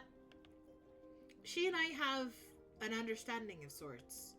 When I was little more than 1 and 30, I came across an old woman washing laundry in the river. She asked three favors of me. First, to go out and collect a rare herb, and then she had me grind it up, and lastly, she asked me to make tea with it. I must admit, at the time I was increasingly annoyed with each task. I was in a vulnerable state and in need of guidance, and it felt like everyone in the world had abandoned me. After we drank tea, she revealed her true self, the Morrigan. She told me in exchange for the 3 tasks I did, she would repay me 3 times. I hadn't a clue what it meant, though. That is, until I came across some Seelie soldiers who were destroying the mill of a kind elderly couple. And the couple hadn't done anything wrong other than live in an area Lugaid had recently claimed. The soldiers wanted to starve out the Unseelie. King's orders. Marias and Gorias already had so little, to deprive them of even that. I was so angry, so disgusted with all of them. In my fury, I called out to her to give me a way to stop them. That was the first time I felt her power. It was like nothing I'd ever experienced. The rush was so intense that I lost control and almost attacked the very couple I hoped to save. I wish I could say I learned my lesson right then. I'm not proud of the person that I became for a while. I couldn't always use the strength of the Morrigan. I did recognize that it was unstable. Still, knowing I had access to it made me bold. I got my arse kicked more times than not, but I always knew if I got in real trouble, I could call in a favor with the goddess. So, naturally, I found myself in the position to need that favor. That time, an innocent man lost his life. That was also the night I met Etienne and joined the Nufiana. I agreed since they'd helped me avoid the consequences of my actions. That night, I swore to myself I would never again ask the Morrigan for aid. I swore to learn to fight honestly and to grow strong by my own hand. I was still naive. The gods don't take interest in you and just leave you alone. My reliance on her was not the only mistake I was bound to make either. When fate set her eye on you, there's nothing, there's no hiding from it. I can't help but feel an inkling of dread as she says that. Maeve almost sounds resigned to it.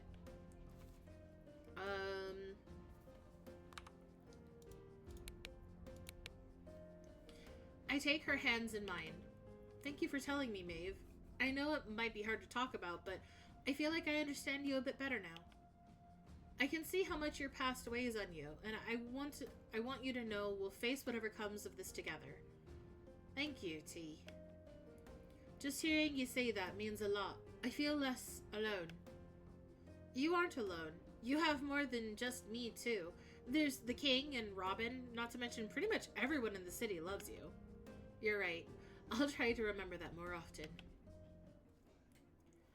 We travel a little farther before the conversation comes back to what we were discussing before Keegan interrupted us. Maeve, what do you think the Nufiana are doing with Orla? Was it Orla? Orla. Orla. with Orla. I've been thinking about that. I didn't actually know Orla was around before you said so.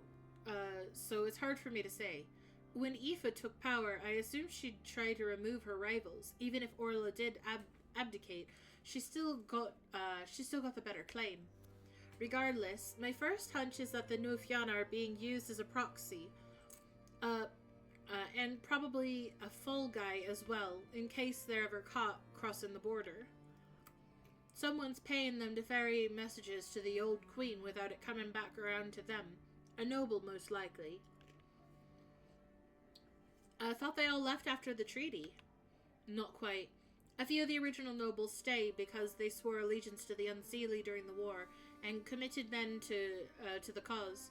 Not hard to think one of them might have been biding their time, making new moves. To what end, though? Seems like the Nufiana or this other person was mostly just fishing for money. Don't know. Can't know without more information. I think back to my investigation and... No, see, she was asking about Orla was asking about a parental, verification test magic thingy. I think it's because the Nufiana have the supposed princess running their operation, so she wants to make sure is this my kid? Because you guys are asking for a lot of money, I want to make sure you're not lying to me. Is that actually her or not? So it's not like a cousin, like she said. It's her, she wants it. I think back to my investigation and all the things I learned during it. My mind returns to Tethor, Sethor, and Kethor suddenly. Any chance the Nufiana would target more than just Orla? There's a lot of Maroon nobles in Tamar with connections to Murius. The MacMibble brothers. You could be right. It's also possible they're in on it somehow. You did mention they came into some funds, and I'm somewhat hard-pressed to believe that it was purely charitable. Perhaps your hunch earlier was closer than we thought. In any case, the only way we'll be able to find out what the Nufiana are up to is to track them down. That'll be complicated for a few reasons, but... Before Maeve can continue, my stomach loudly reminds me that it's been several hours since I last ate. Maeve chuckles. Alright then, change of plans. First we eat and rest, then we'll discuss what to do next. I nod, smiling sheepishly, and follow Maeve wherever she's leading us.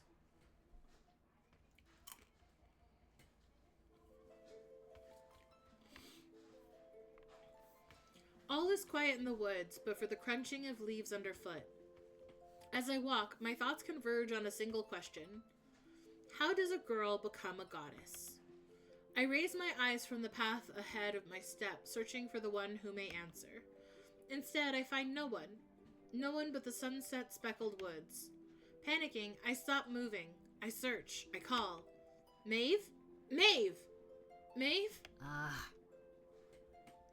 Oh, for the love of... What are you doing here? Her voice came from behind as though I'd passed her by.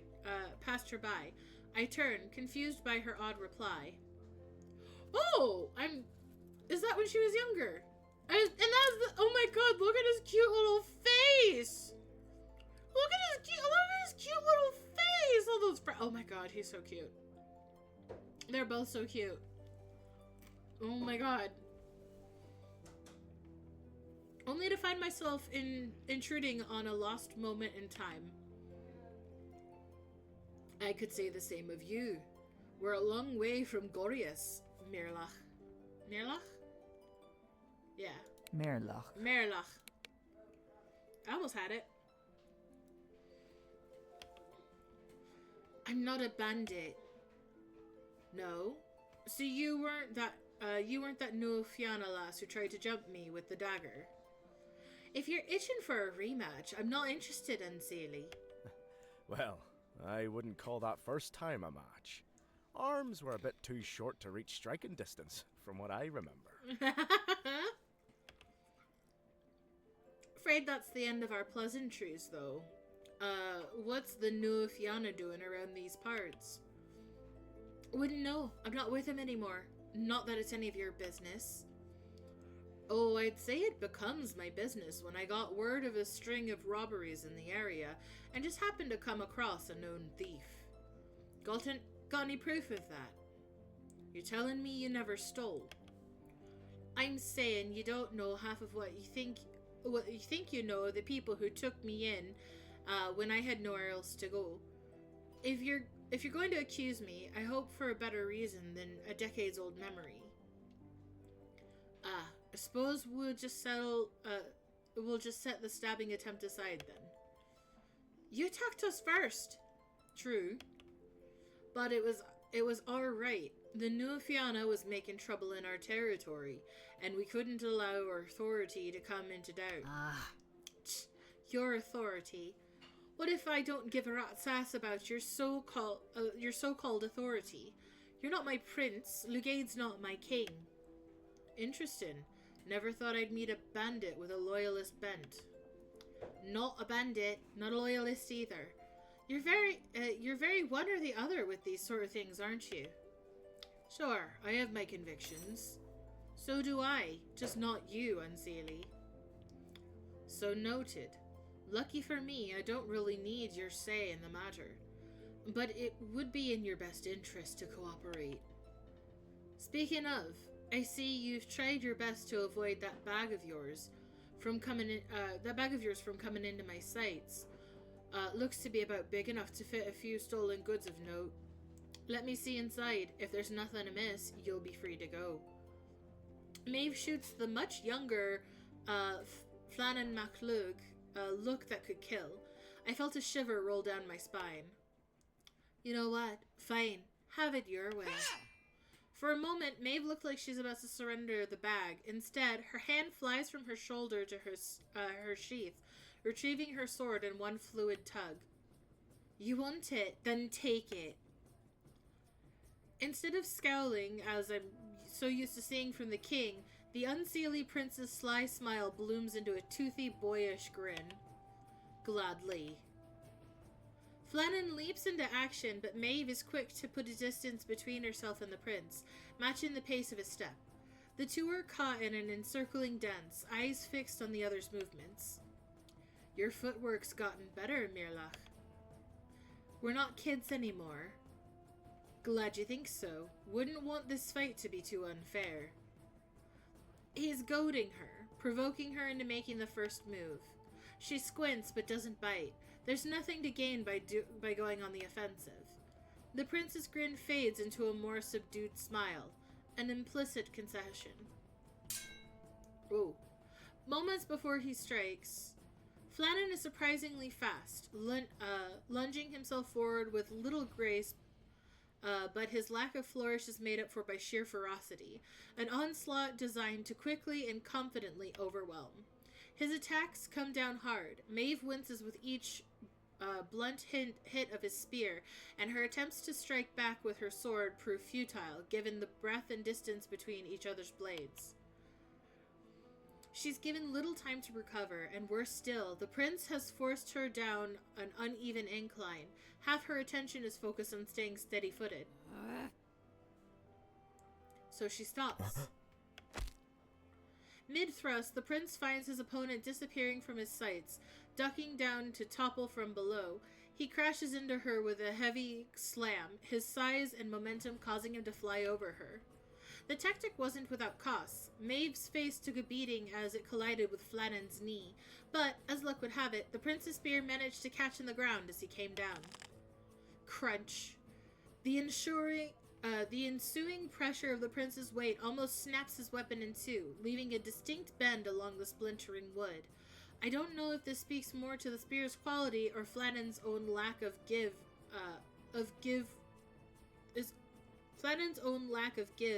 relative to it. I can't process words. Oh my god. The two are both winded for a moment, but back to their feet at the same rate. Oh, yeah, he's only got part of his spear now. Flannan observes his battered spear and mutters a curse as he tears off the excess and discards it. It's like that, is it? 's only fair. Fine. No sooner does the word leave his mouth, Flannan assails her yet again, but with an awkward gait to his step, only half a spear, and a quickly rising temper. Maeve has Flannan at a clear disadvantage now, which leaves him struggling to maintain control over the fight's movements. Her sword counters all of the prince's impatient thrusts, and she makes it look easy, much to his frustration. Thrust, parry, clang, thrust, parry, clang. Getting tired? You wish. True. As Maeve swerves to avoid another predictable swipe, she swings her leg around to take a cheap shot at the prince's head. His reflexes are too quick for her blow to land, but it gives her an opportunity to bring her sword down broadside into his outstretched hand, disarming him. Instinct propels Flannan away from both her and the mangled spear. He has no way to know if she would attempt to strike him down while his back is exposed to her after all. But instead, she simply sheaths her sword and affixes her bag back over her shoulder. I've got better things to do than dance around with you all day, so if you'll excuse me. You drop something. Flannan's voice comes out coolly as he gestures towards the bronze object glinting in the dirt. A bracelet? Wordless, Maeve walks over to it, pointedly ignoring the prince's stare, and stuffs the object back into her pack. You needn't do this, you know. You could be useful, an asset to a greater cause. Not so. You're quick to admit I bested you. Can't say it convinces me you're on the winning side, though. I underestimated you, but disarming me is no small feat. You know that. Don't denigrate yourself to insult me. Pinnacle of modesty, Yar. Look. Simply consider it. You wouldn't be the first ne'er-do-well my father pardons for the sake of their sword.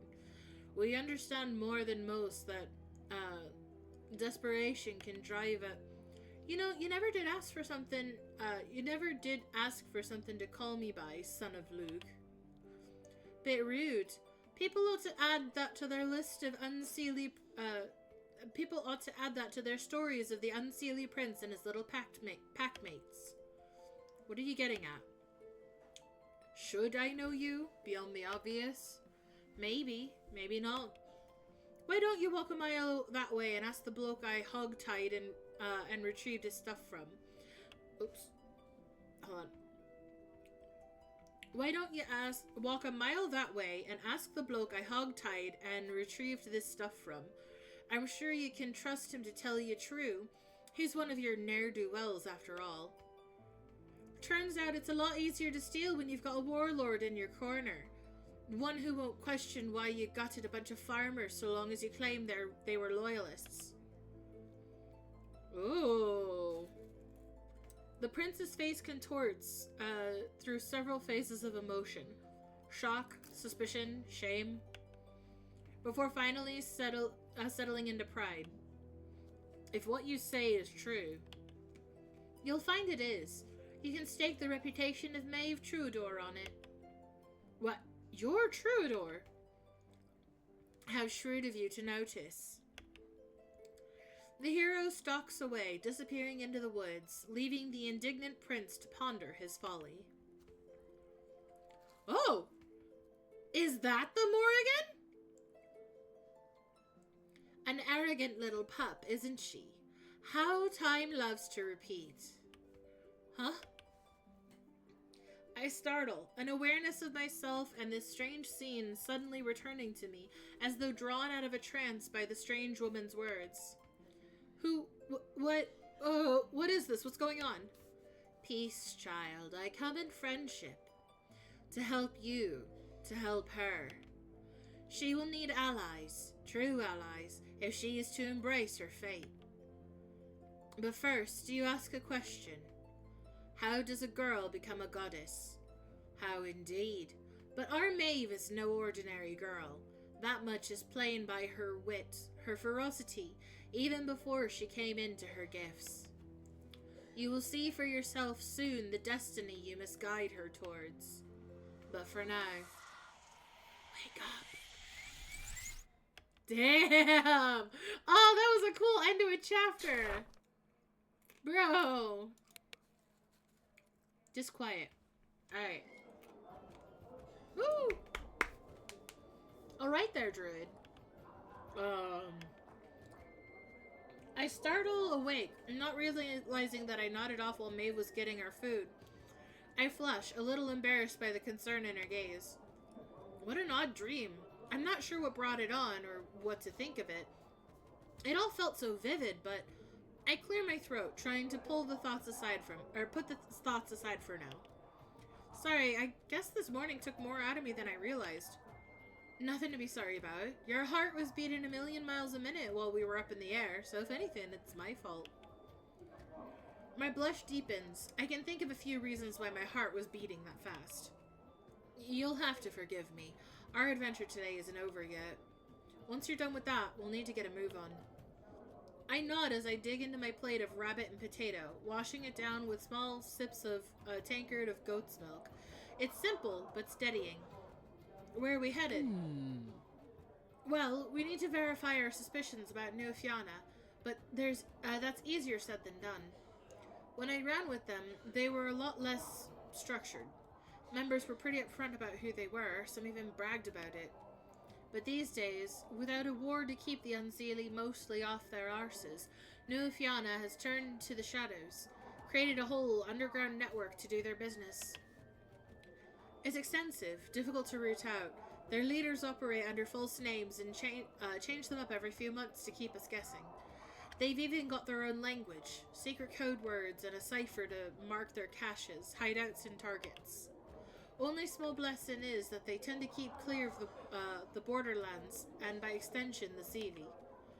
Until now, I suppose. Anyway, point is, finding out what they're doing with Orla isn't going to be simple. We need to speak with someone with an insider's understanding of their operations, but New Fianna never talk when they're in custody. Not strictly out of loyalty, mind you. Apparently, members these days are sometimes made to enter into a gias after their initiation. A gias? A taboo. A vow of obligation or prohibition that can bring power if kept, misfortune if broken, or both. It is a blessing, it is a curse, more importantly, it is forbidden by the order. Gias. Gias. And then the plural. Giasa. Giasa. It's meant to prohibit them from revealing something to the Sentinels, but we don't know what. My predecessor, under Lugaid, learned that. Tortured it out of some kid. Poor sod died minutes after he spilled his guts, and all that louse got for it was the location of some caches. Unfortunately, I don't believe we'll need to talk to Fionn directly. Not yet, anyway. Here's what I'm thinking. If there's a gap in our border security, there's a chance New Fianna's smuggling goods to the Seelie side on top of whatever meetings they're having with Orla, or anyone else for that matter. Lack of trade with Seelie provinces hurts us bad, but it doesn't mean we're the only ones wanting. Most of the mines are on our side, after all. If the Seelie desire new weapons, iron, or even fine jewelry, they're getting them under the table from us. So, if New Fianna's managed to pull that kind of a covert operation off, there's bound to be a few merchants on our side aware of it. It'd be too lucrative an opportunity to pass on. And I just so happen to have a contract with the realm of seedy underbelly trading. He might be a right pain in the arse to deal with, but I'm betting we can wheedle some intel with a little pressure. Sound like a plan? That sounds fine, although, do you think Orla killed the king? Shouldn't we be talking to Flannan first?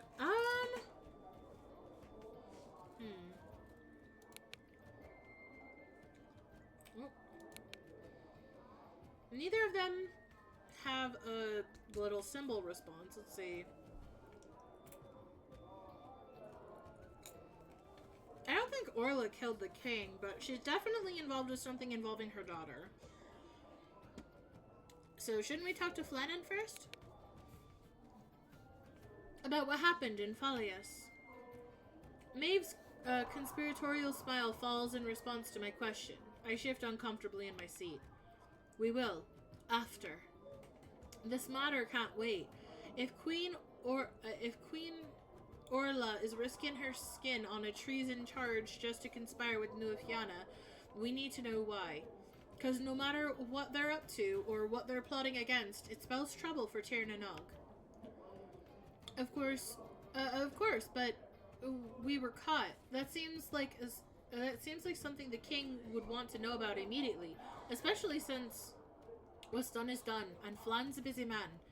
He's got his own things to attend to, so I'm not going to waste time trying to run him down. When we see him, we'll tell him. Don't worry about it so much. I nod warily and peck at my food. It's a bit surprising that Maeve isn't showing much sense of urgency, considering what just happened. Then again, I might be overestimating the amount of trust Maeve puts in the king. What with the dream and all. Hey, listen to me. No matter what, we're going to protect you. We all knew we were taking on a huge risk by going through with this plan. And you most of all. We won't just hand you over to them, even if they demand it. I promise. You're our druid now. I don't answer but nod again, trying my best to look convincingly assured. If I'm being honest though, I wasn't thinking about what all this meant for me. I was thinking about her, and about the Seelie men she had to fight off. If crossing the border is a no-go, surely putting up a fight isn't very good either. But Maeve's acting like it's nothing to fret about. I suppose it could be, but I don't know. Our conversation lulls as I finish eating. And, in the quiet of my thoughts, my nerves begin to stir. I think back to the day I found myself in Tir na Nog and the deal I ended up taking with the king. That wasn't a very good idea, was it? At least in retrospect. I don't know if Maeve and Flannan would have believed me if I told them the truth about who I am. No one on the Seelie side did, and Robin's unpredictable, to say the least. At the same time, I've got no business investigating a murder, and it's probably thanks to my own foolishness that Keegan managed to stay 2 steps behind me at all times.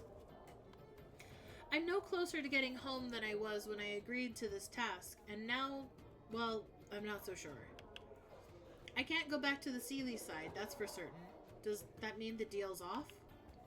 Even if it isn't, I don't know how long I can keep this act up. I already had a few close calls, and I can't imagine Maeve will be terribly pleased to learn of my dishonesty outside my own mouth. Yeah.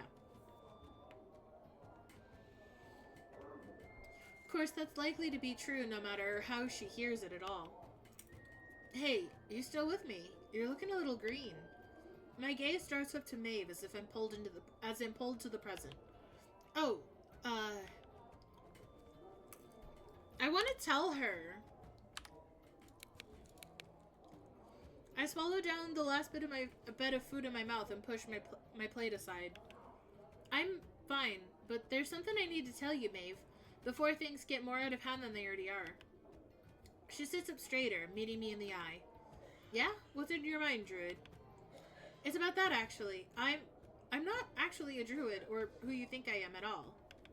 My gut somersaults as I watch Maeve's face fall. What? Just, before you get angry with me, please hear me out. I didn't mean any harm, and Robin can probably verify all I'm about to say, so... Stop. Calm down. Maeve takes a deep breath, and her expression relaxes a little. Tell me what you're talking about. I take a steady breath of my own and then launch into recounting the events of the day I met Maeve and what happened prior to that. I explain where I'm from, how I got here, and all the strangeness surrounding my mix-up with Daona. Most importantly, I stress that the only reason I started to play along was out of fear of what might be done to me if I'm not this druid everyone thinks I am. Especially after being tossed around 2 royal courts and being told all sorts of secrets. So, there you have it, the full truth of the matter.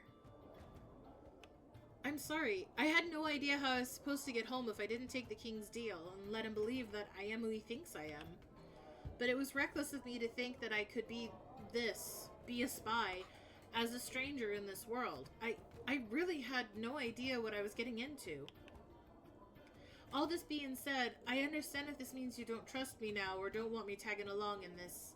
I just wanted to get home. Or wanted to go home. I still do, but that isn't possible now, is it? Maeve stares at me for a long while blankly. Excuse me, hold on. I need some water.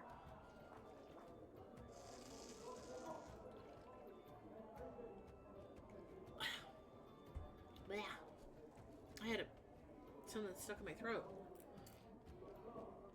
I avoid her eye, trying to swallow the lump welling up in my throat while nervously rubbing my hands together. Oh, well, hello, welcome in. Congrats on third. Thank you for the head puppies, thank you. I hadn't wanted to think about the possibility of being trapped here forever, unable to see my folks again, or explain what happened to me. But I can't kid myself either. Maeve isn't going to want to help me, not after this. It's okay. What? It's okay. My shock over Maeve's response freezes me in my seat, and truth be told, I don't quite believe it. But before I can say anything else, do anything else, Maeve cuts through the fog and reaches over the table, resting her hands over mine and gripping them tight. I understand. You did what you felt you had to do. But I'm glad you told me. It couldn't have been easy. Maeve releases my hands and sits back, leaving me speechless. For now, let's keep this between us. I won't lie to you. Flannan will be cross when he hears about this, so I think it's for the best that we hold off until we've made more progress with our lead. Ease the blow with a bit of good news. But Flann's a man of his word. You'll get home after this. I'm sure of it. You still want my help? Of course. You held up your end of the deal so far, haven't you? But I'm not Daona or a druid. I'm not even from here. Ah. All the more impressive, then. I mean, okay. You're really not angry with me? At all? Maybe I was for a moment, but you had your reasons and explained them well enough. So I've got no reason to stay angry now that you've set things right. People lie all the time for one reason or another. That doesn't make them inherently dishonest in my experience, or unworthy of future trust. So unless you're bowing out, no, I still want to help. Good. Let's get out of here then, while the day's still young. I glimpse out the window, peering into the evening sky. I'm not sure if the day's ever young here. You get used to it. Do ya? As we leave the tavern, Maeve gets to telling me about where it is we're going. Oh goodness, it's called... Marga Fla na Tashdali. Sorry, one more time? Marga Fla na Tashdali. Merga Fla... Marga Fla na Tashdali. Natashtoli. Merga Fla and Tashtoli. The Traveler's Flea Market. Used to go all over Tir na Nog before the war, but these days it's stuck in our provinces. The idea is simple. It picks up as much as it sells from the areas it stops in, so you'll find all sorts of rare stuff from where the market's been before. Along with stolen goods, I wager? Smuggled sealy things? Vendors don't ask questions, no. That makes it a useful spot for getting rid of any contraband you want gone, without a trace. So long as you don't mind getting paid only half what it's worth, or haggling till you're blue in the face. Well, I suppose if it's stolen, it's not your loss. You catch on quick. How far off from here is it then? Not so far, but we'll be walking a while still. I could fly us there right quick, but that sounds like a good way for me to lose all that food you just gave me. I thought as much. We ended up walking through the dark and maze-like unseelie woods for what feels like a few hours, keeping our conversation light but continuous. If also somewhat one-sided, ever since learning where I'm really from, Maeve's had all sorts of questions about it. I oblige in answering as best I can, but I can't help feeling a little unsure of myself. Oh, no. Click. Maithum. Mythum is, as far as stumbling in from another world goes, I don't think I made for a very insightful account. Not like you lot don't have farms. Oh, hush. There's similarities to be sure, but that just makes the differences all the more fascinating. Plus, it's also big. My disbelief must have shown on my face because Maeve immediately laughs. It's true, though. All we've got here is this little island, you know? I've checked, flown all the way up, as high as I can go, and the only thing past our shores is an angry sea. And an endless fog. If there's anything more out there, I wouldn't dare fly into it. I wouldn't dare fly into it to find out. Whether we like it or not, we're stuck in this place and we have to make the best of it. But there's all sorts of wild and wonderful places out there for you, under a sky that's always changing, always moving. I'm jealous, really. So often things here just feel stuck. I'd love the freedom you have. I shift a little, digesting her words, this thought. Well, I don't have wings, Maeve. Nor do most folk, I imagine, so I'm not sure if we're as free as you think. My little island is all I know, too. That said, I don't want any other place. Sometimes I think about leaving. Do either of them? No, neither of them give a particular response, so... sometimes I think about leaving. If I'm being honest, I won't so long as my folks intend to stay put, but I already know a few families who've left for the new world, as they call it, hoping for something better than life under English rule. Maybe it is, maybe it's not, or maybe not. I expect it depends. It'd be nice if we didn't go hungry, what feels like every winter at least. A lump forms in my throat. I hope my folks have gotten by without me there to help them.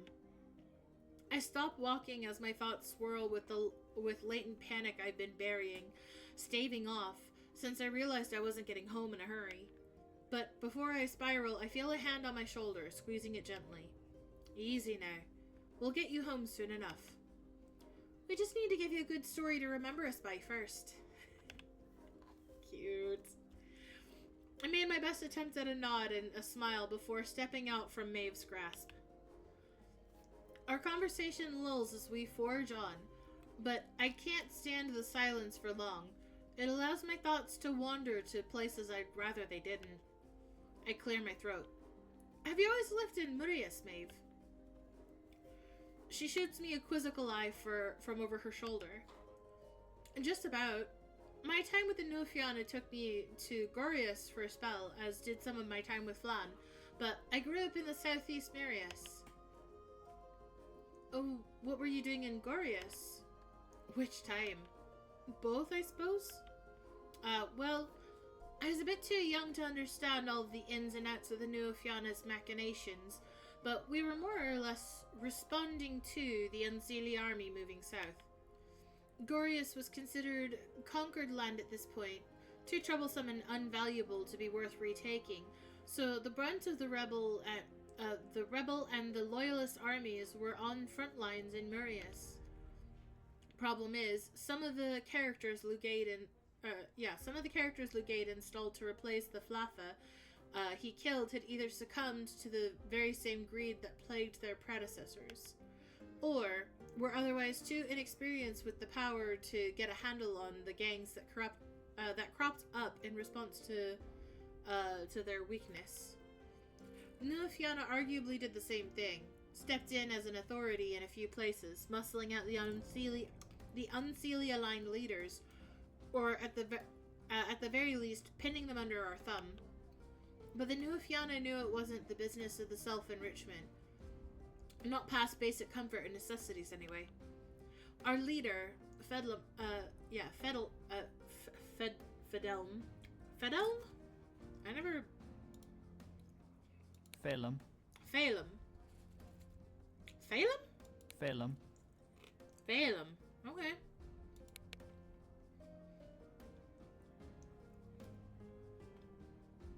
One second. Okay. Our leader, Phelim, knew that the common folk were restless and desperate, which made falling into crime just about inevitable. So she tried to steer that energy into something positive instead.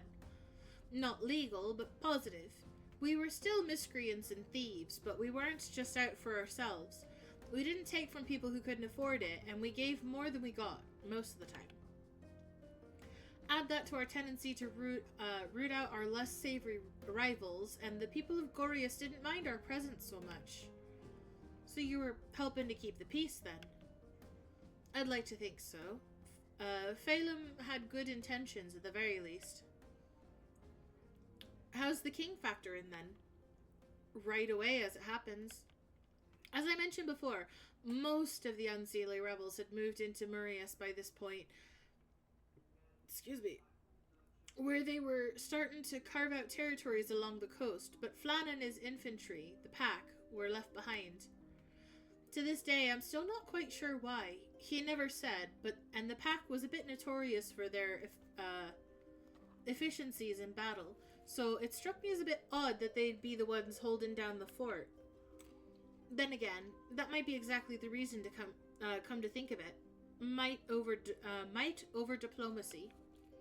In any case, let's just say the Nofiana had a bit of an unfavorable run-in. No one died, but our tentative hold on our speck of the region was cut loose, so we were driven back into Murias shortly thereafter. A lot of time passed before I found myself back in Gorius again, but by then, Flann was my friend, not a foe. We were working together to keep the peace instead of fighting one another. Not that I put up much of a challenge the first time. I freeze as Maeve mentions her past with Flann. I suppose now would be as good a time as any to bring up my dream. Or suss out what I want to know instead. I kind of want to tell her about the dream. Ooh, okay. Maeve, humor me a moment. Could you tell me a bit more about when you first met the king? Or the times after? Just anything that sort of stuck out to you at the time? That's an oddly specific question. Why? It's hard to explain, honestly. I think I had some sort of vision when I was sleeping. You were there, Flannan was there, but you both seemed so much younger. I wasn't sure what to think at first, but I feel like it might have been your past. It was so vivid, and I don't know where I would have gotten that otherwise. Have you had visions like this before? No, never. At least I don't think so. Tell me what you saw. I swallowed hard before regaling Maeve with a rough summary of my dream. As I reach the end and tell her of the strange woman I saw, Maeve's eyes sharpen, her body tenses, angered. Of course. Should have known she'd start meddling. You know her then? The woman? No, not really. I've never known her or what she wants. I don't think anyone really can know her. And she is probably the Morrigan. I don't say anything. Her words make no sense and come out like pure venom. It's like Maeve's talking to herself more than me. After a moment, Maeve sighs, her shoulders sag, defeated. No sense in lying to you, I suppose. Not after you've been so forthright. Congratulations, T. The Morrigan has blessed you with past sight. As for her motives, couldn't tell you. My life would be a lot simpler if I could. Can't say I'm happy she's decided to parade you through my life, and probably will again, but who am I to question her judgment after all she's given me? I don't blame you, of course. You wouldn't be able to stop her, and I wouldn't advise telling her off if she shows up in your dreams again. Just try to keep an open mind, no matter what she shows you. Thank you for telling me. I don't want to talk about this anymore. Maeve turns away from me. Despite her words, I feel compelled to reach out and assure her that I don't mean to pry. But before I can, she suddenly stops, her focus trailing to a gap in the trees ahead of us. Hold up. Hear that? I think the market's just through there. Waving me behind her, Maeve leads the way with her hand on her sword. I hope it's just a precautionary action. No fighting, please. I'm just a squishy little lad. Ooh. We exit through the gap and enter into a dark glade, where all traces of sky are obscured by a dome of thick foliage. Below it lies the market, a maze of colorful patchwork tents lit by lantern light and the glow of strange mushrooms. Each row is packed with cloaked figures, but despite this, there is no noise, only indecipherable whispers spoken between merchants and attendees. My jaw slacks as I form my questions, but Maeve holds up a finger to her mouth, shushing me.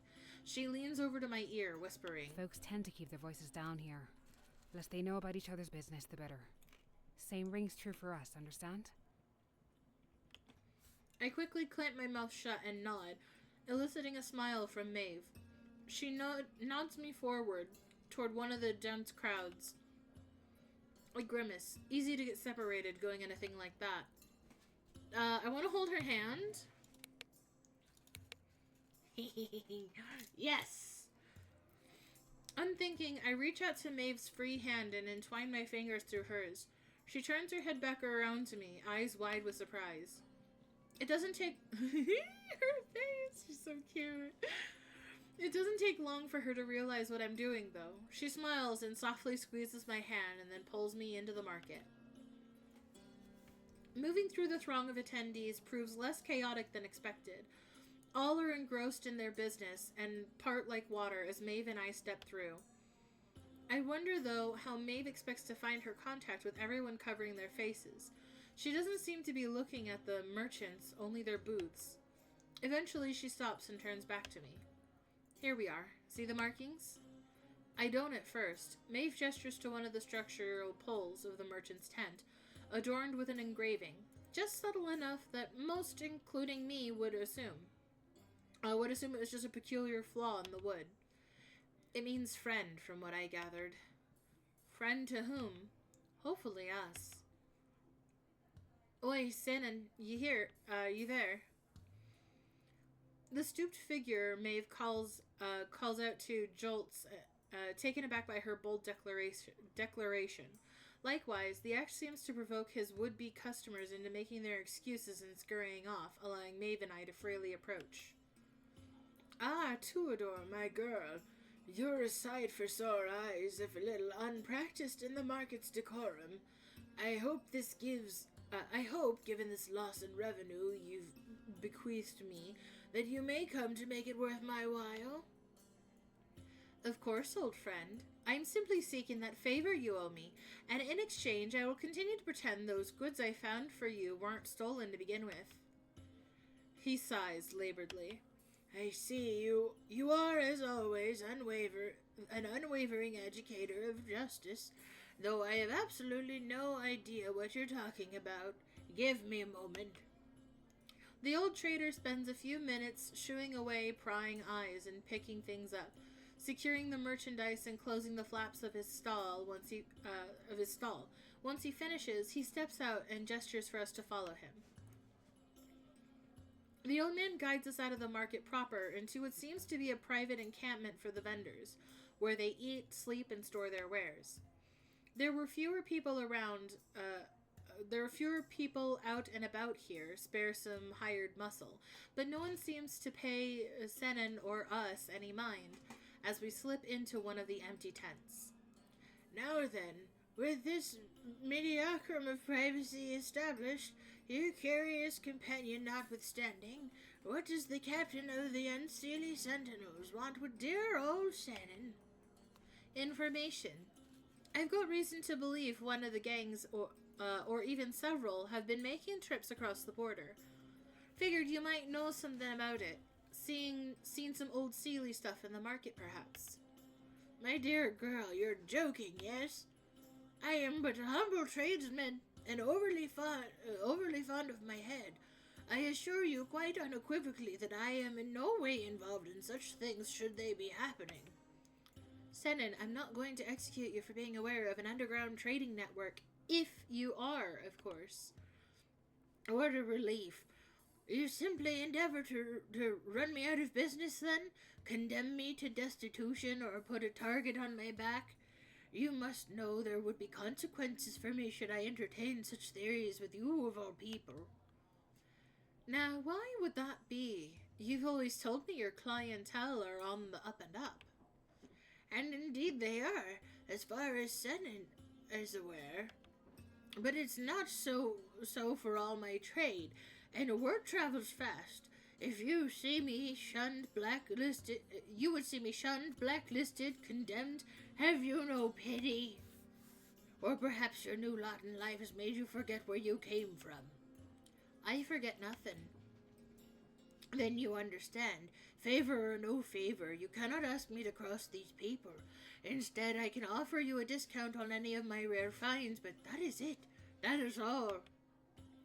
And we're going to take another 3-minute break, so I'll catch you snackies in a few minutes while we run the ads.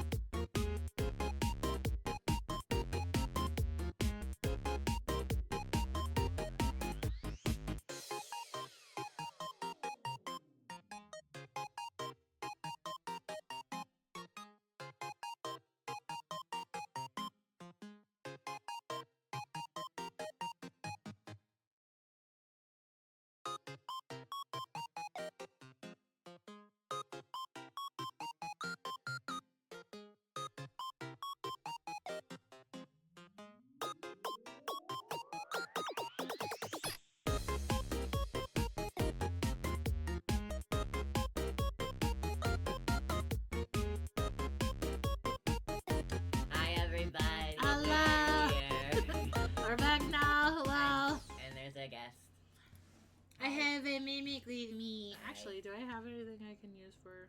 You don't have to do nothing. Well, I'm I've just got here. spooky Ane. Oh, I can be Ane. Do you want to be Ane for a night? I can be Ane for a night.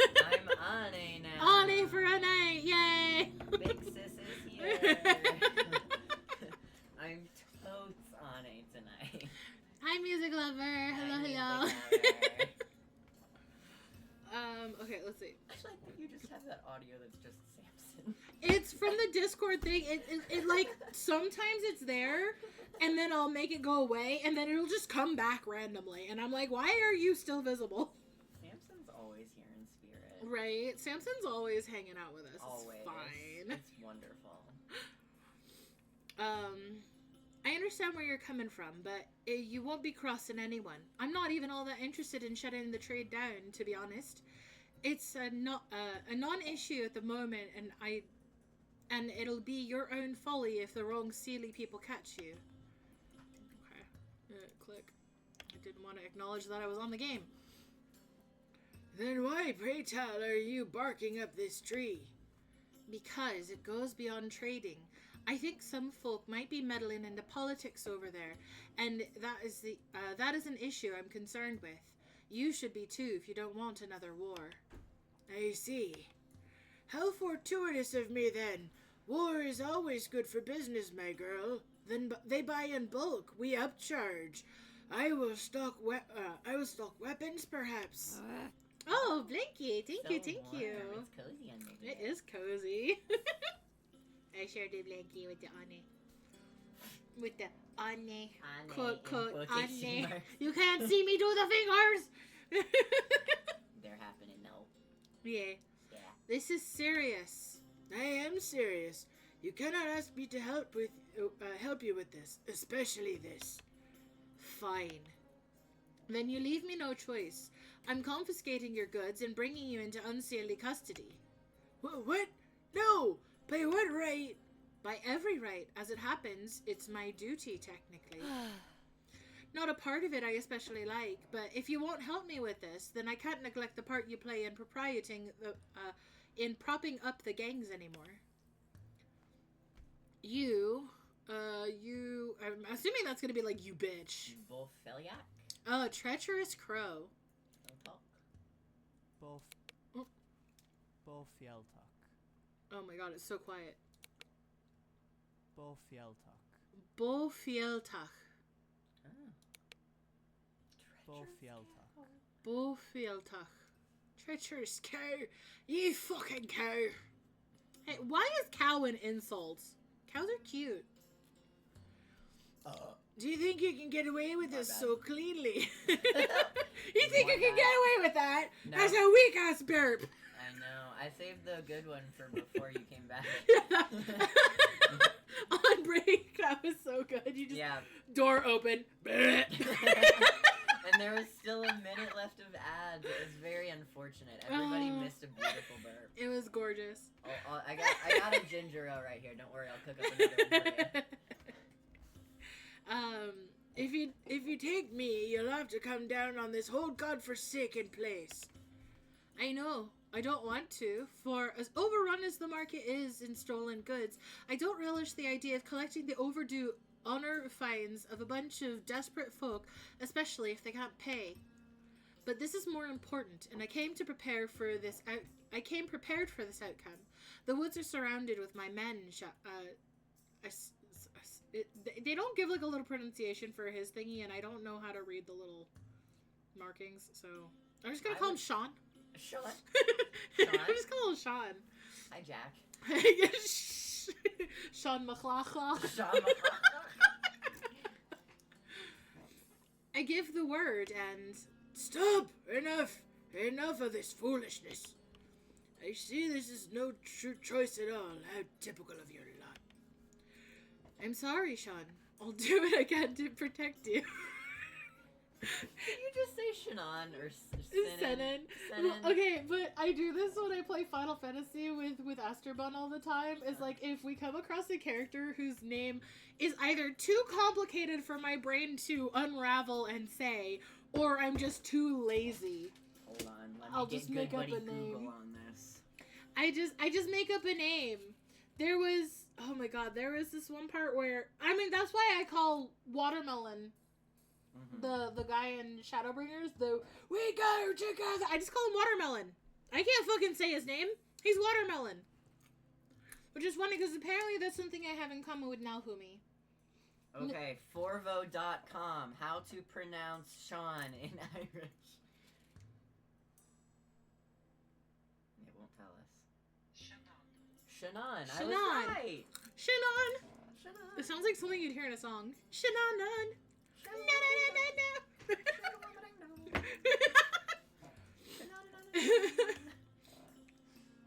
The old man scoffs. Spare me your promises, Troubadour. I expect nothing to come from it. I'll tell you what little I know, but then I want you gone and to never seek me out again. Dude, you're burning your contacts for this, Maeve. Very well, go on. The old man's body stoops, his discomfort palatable in his endless fidgeting. With a deep sigh, he peers from side to side before leaning in, smacking his thin lips and lowering his voice to a whisper. There is a rumor about a mutual acquaintance of ours and their ambitions. Shannon hesitates a moment.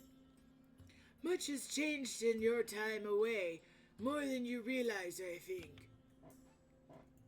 Where old Phelim saw a need for resistance against the regiments, her successor has made moves to, if not join them, then replace them.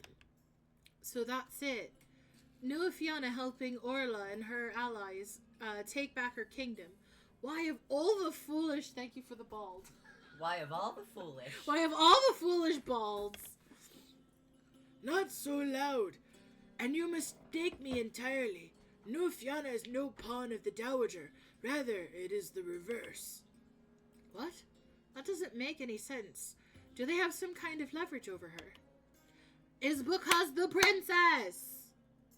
It's the princess! That's why Orla wanted the fucking paternity test! We came across the former queen, and she was like, hey, is there a magical paternity test or some shit that you can do? Cause my cousin...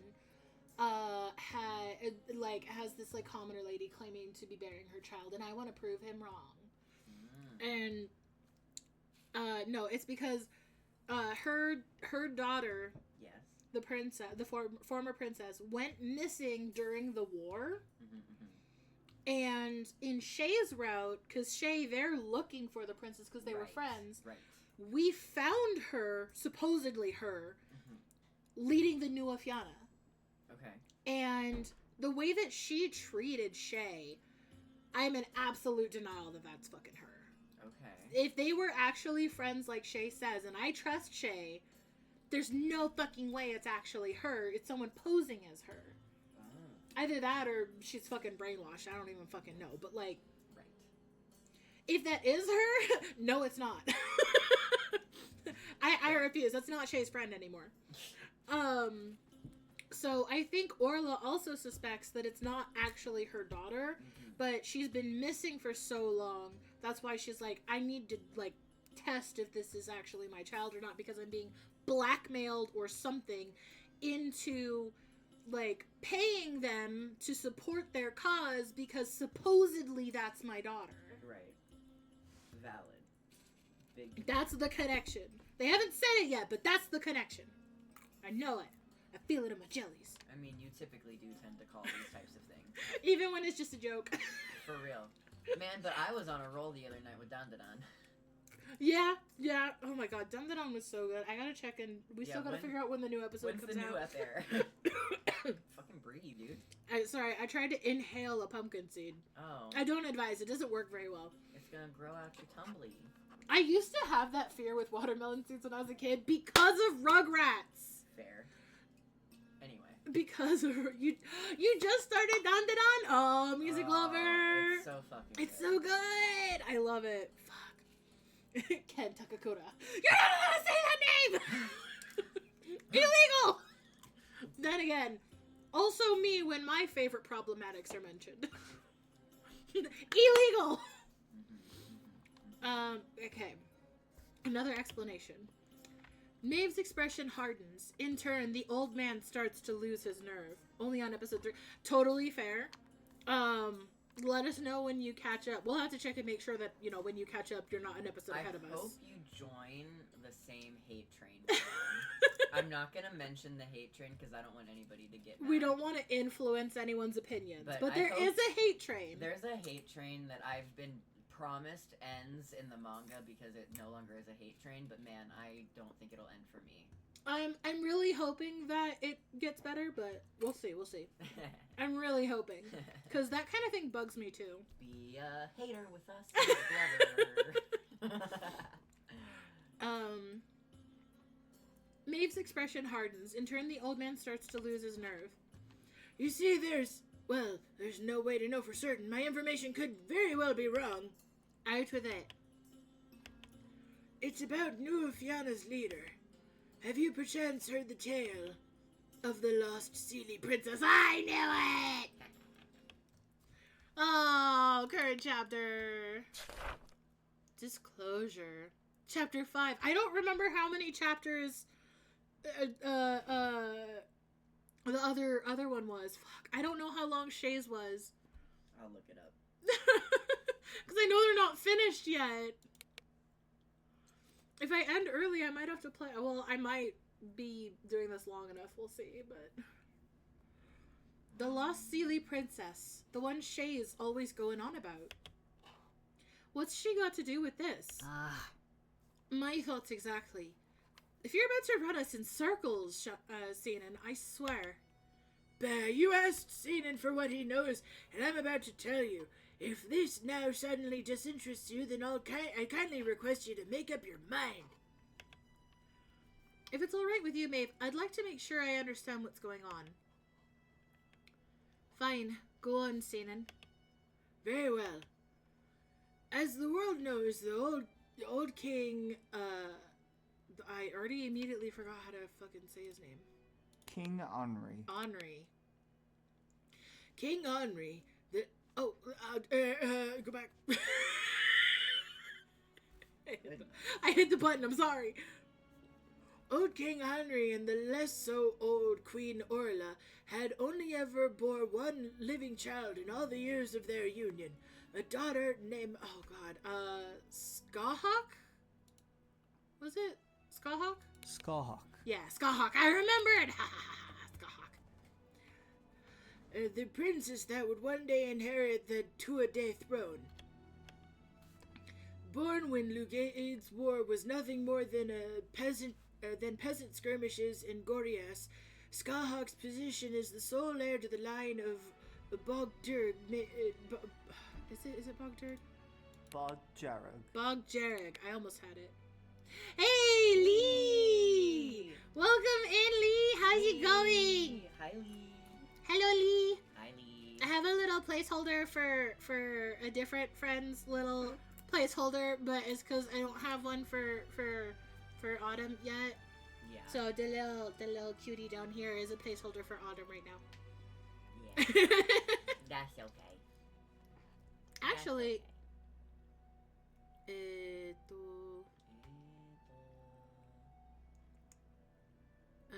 where you did don't I? have to. I No, can no, be hold on. on a. Hold on, I might be able to move this over here. Oh yeah. Hold on, I might do some live editing. Hold up. Oh. Where did I put them? No. You can just make me your PNG. No, hold on. No, hold on. Where is Autumn? Stream buddies. Okay. Green or dark? Green or black? Black. Okay. That's so There you are! I'm gonna put you over here so everyone can see your cute little face. No, a little higher. I want them to see the 90s fucking pattern on your shirt. Yes. Oh, we gotta hydrate. We gotta hydrate. Thank you for the hydrate. Thank you. 1 second. They're my head paps? Oh my god. Bro, I'm getting head pads from Lee. Oh, I can do that. Hold on. Oh. This. Eh? This. Okay. Oh, oh, oh, oh. What is Close this. Hold on, hold on. Ah. It's because you're all the way over there. I I can't tell where I am. Hold on. Oh, close. My eye, ow. This really hurts. This really hurts. There. Thank you. Little Ow. head pappies for you. Yes. Because I can't see what's going on. This is Make it a beautiful. little smaller maybe so it fits your head. Oh, and I Yes. get head pappies! Double head pappies! Double head pappies all across the street. Let's go! Hell yeah. Okay, and then I can just do this. So it's not on screen. I'm gonna actually just move you closer. So I can, oh my god, can I please just click on you? So that way I can just do it without having to, Right.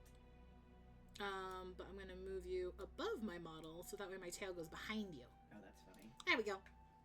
Amazing. That way I can adjust it from here without Now having we to can- fucking. Now we can put stream back together. Now we can Fucking get back hand to in the stream. goddamn corner. Yeah, but see, you can't see it on stream though because So of how, fucking funny. because I have this overlapped, so that way I have more maneuverability. That's so fucking funny. Right? You missed it. I was doing that last night on 9 RIP Oh, when yeah. when Hibiki was all like, "Yay!" I was like, "Headpads!" That's fucking good. Okay. Listen, Shannon has some shit to say, okay? Right. Okay, old man, we're getting back to your story. Respect your fucking elders here, dude. No. Fucking never. Born when when Lugaid's war was nothing more than peasants, Bob, sole heir to the line of Bob Jarrig, and made her a valuable target for the increasingly hostile revolutionary. That's right, because it was Lugaid's druid, the previous druid, because he had two druids for some reason, but the previous druid, the first one, was the one who led the attack on the princess. Despite insisting the rebellion would amount to nothing, King Henri took it upon himself to secret away the princess to a clandestine forest named Dutulan?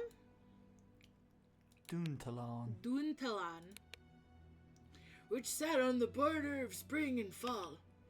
Far from the northern fighting away from the capital should it fall, but not so far that the princess could not be returned within a long ride stay.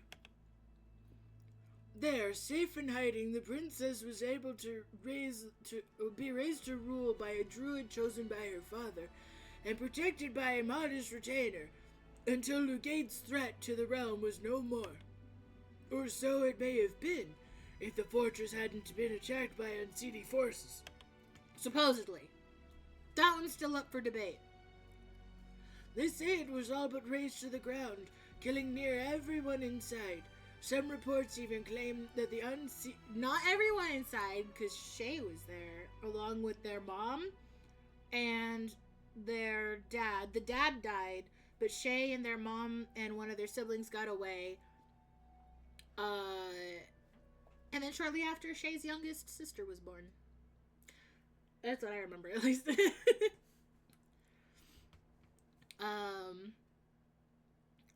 Let's see.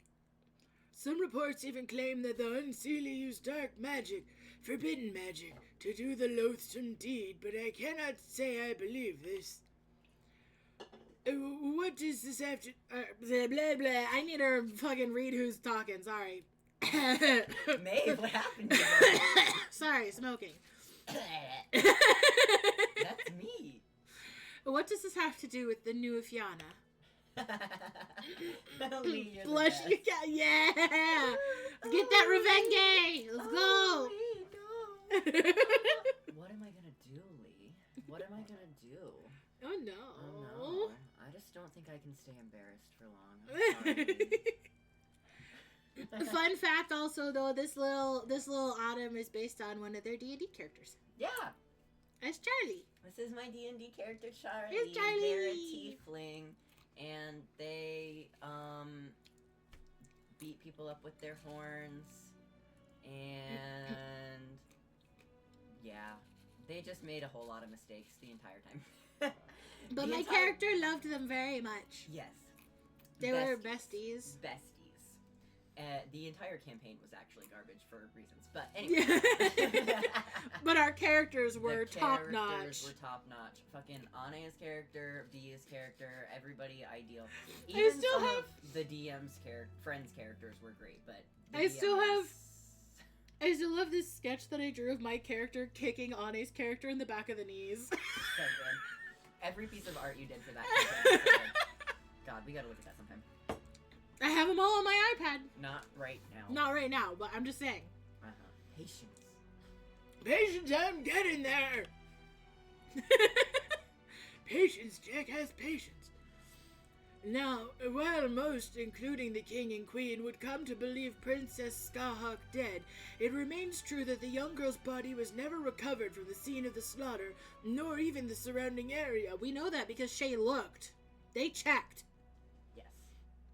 Some thought this meant she was being kept prisoner by the Unseelie, but demands were never made for her release. In fact, to this day, the Unseelie never claimed ownership of the attack at all, which is why I suspect something else was going on, and it was just bitches dressed in Unseelie armor, because if they were at war and they attacked where the princess was and killed everyone there, don't you think they would have fucking take credit for that? Yeah. Don't you think they would have taken credit That would for not be taking an- out the princess in a war? It wouldn't be an espionage scenario. Yeah. So I think it was a sneaky tactic by someone on the Seelie side who wanted to manipulate the situation. Looking at you, Keegan, who infiltrated fucking people in Unseelie garb and made it look like the Unseelie attacked, but it wasn't. I'm smart about fictional stuff, so I'm smart. I'm smart. I am smart. SMRT. Okay, what? It's a Simpsons reference. Okay. Because Homer goes, I am so smart. I am so smart. SMRT. Don't! That's good. I don't know if it was in an actual episode, but it was in their video game. Oh, fair. My brother played that all the time. There we go. So what then? Has the Ace Sheed? Ace Sheed? Ace, she. Ace She. Okay, just ignore the D. Ace She. Has the Ace She claimed her? Was her body lost? Mutilated beyond recognition by her enemies? Well, what would the point be of that if they were actually needing to claim that they killed the princess? Come on. No one knows for sure, but there are some who claim that the druid Ed Duntalan and the princess's guardian secretly spirited the girl away and taught her a taboo that allowed her to change her identity entirely. Ah, Nonsense. The Order forbids such things. I only repeat what I hear, including, for instance, that you were closer to the Seelie princess than anyone could have imagined. I'm sorry, what? Oh, because she was in the New Fianna. That was your friend. She joined the New Fianna before they took you in. That's when you met her. Nice. I love when it comes full circle. Makes sense. Now, makes sense, old man. No. Fine, I will be plain. There are whispers that the Seelie princess not only survived but disguised herself as a Fian and has finally chosen to reveal herself. Perhaps What? What? What? What? What? Words. I just got tripped up on because it's not pronounced with the D. It's like a Y instead. So my I'm trying to remember that, but my brain keeps tripping up because it's like that's a D. But it's Phelim. Phelim's successor. Is it Etienne? Echin. Etienne. My cousin has a friend who spells his name similarly ish kind of, but it's a Dutch name and it's Etienne. It's also a French name. Yeah. Someone catch that Cubone for me. My phone just died. Okay. Let's see if it hates your luck just because I'm the one that asked for It probably just hates me anyway. Fucking hates me. I hardly pay attention to it. Has been replaced by none other than Skahak. That's impossible. I was there, I was there when, Phelim died. I saw when Etienne took over. Asian, I already forgot, whatever. Maeve stops herself, momentarily distracted from her anger. Sanin shrugs casually. Even so, the Nuafiana have chosen to believe it. I don't know how, but the Nuafiana have somehow contacted the Dowager Queen with this claim as well. That means Orla has been thoroughly convinced. Yes. No, she's not. Actually. Maeve, there's something I didn't mention when I was saying that Orla was suspicious. I think about this theory for a moment. When I first met Orla, she asked me about the means to confirm someone's parentage.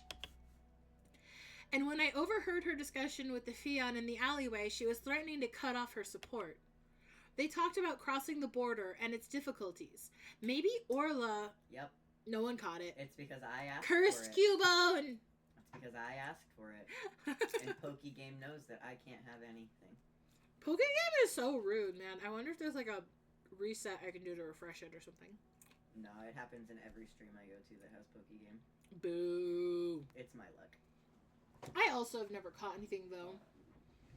I think there were 2 times there was a Goomy in someone else's stream and I completely missed. Oh, damn. It was so sad.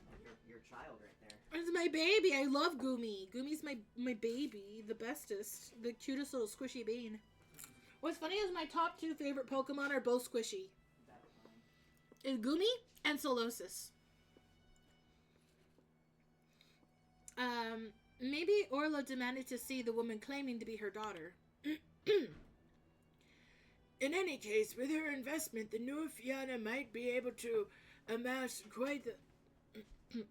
Pokebuddy. Articuno. Dang, boy. Music Lover has an Articuno. Cool. That's dope. Good for you, bud.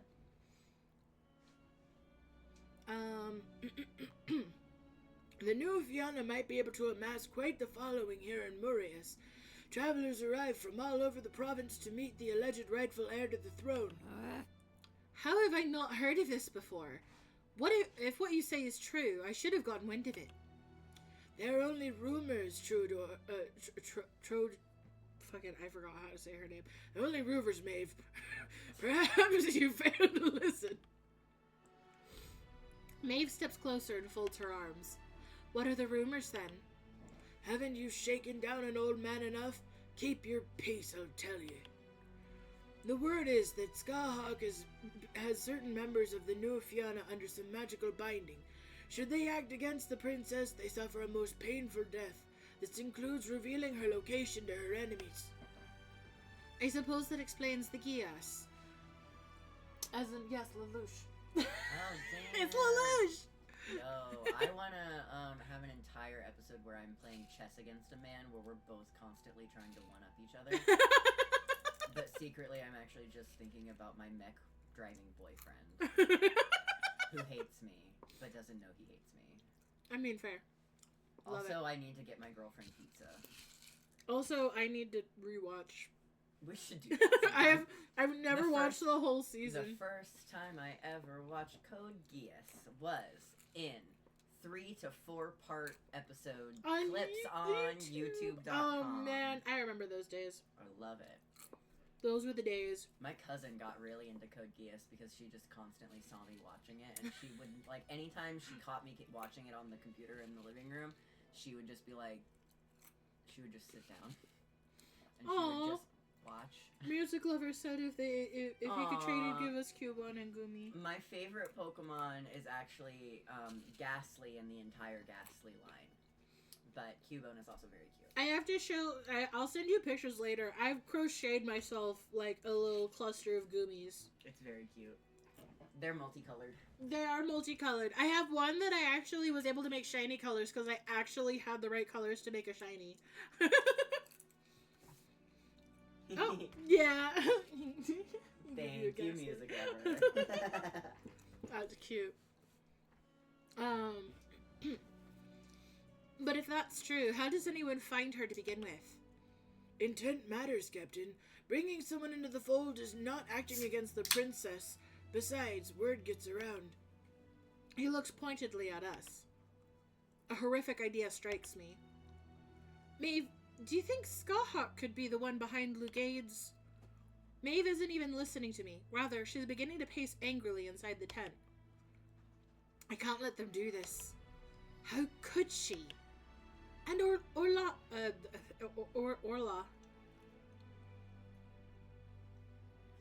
There's a piece of shell under my tongue. Oh, there it goes. I got it. Yeah. Oh. It didn't like hurt, but it was like jabbing. Oh, I hate that feeling. Yeah. Just annoying enough. Yeah. Maeve. The familiar cawing of Maeve's crows begins to fill the air as she paces more rapidly in the tent. If I don't do something, she's going to transform right here, right now. Oh, you have it. Oh, shit. Wait. Ah! Whoops. What did I click? I don't think you clicked anything. I don't think I did either, but luckily I can go back. I didn't have my hand on the Don't mouse. explain to me right now. Just do. Okay. I didn't have my hand on the mouse. I've been using the space bar. Although I kind of want to let her transform so you can see. She has powers borrowed from the Morrigan. Ooh, it's so cool. I love the Morrigan. Right? Love me a lady who likes to wash clothes by the river and taunt and torment men. Love me a lady. As the crows begin to beat against the fabric of the tent, I run over to Maeve to interrupt her pacing. Maeve, I need you to calm down. My voice is a little more frantic than I intended, but if I don't stop Maeve from working herself up, things are going to get a lot worse. Calm down. How can you ask me to calm down? I'm not saying don't be angry, just that I gesture to the tent walls that are beginning to lean precariously inward as the crows continue their assault. Maeve looks around at the near-falling tent walls and Sinan cowering behind a stack of crates, wide-eyed. I'm sorry, you're right. We should leave Sinan for now. We have to tell Flannan what's going on immediately. He's going to want to hear this from me. She grabs my hand and guides me out of the encampment and market, practically dragging me behind her. Oh. The sky grows suddenly dark directly above us as crows keep pace with Maeve, a literal dark cloud hanging over her. Text box, man? That was cool. Isn't that great? Yeah, I love that they set that up. that's cool. The moment we are out of the market goer's sight, the crows descend upon us. I'm shoved back into a tree as the swirling mass of feathers and beaks completely obscures Maeve. Just as quickly as the birds scatter to the winds, leaving behind... Ah! Oh, she's so cool! Wife? Isn't she so pretty? Yeah. She's such a badass. Oh my god. Breathe. I love both her forms. She's fucking so cool. 10 out of fucking 10, dude. That's better. Are you sure this is a good idea? From everything Maeve has told me, she doesn't explicitly like relying on this form from the Morrigan. This is twice now in a short period of time she's transformed. I hope this doesn't have lasting effects on her. Don't be afraid, T. A little divine intervention never hurts. Besides, we have little time to spare. She holds a hand out to me, waiting for me to join her. Don't drop me this time. I take it cautiously.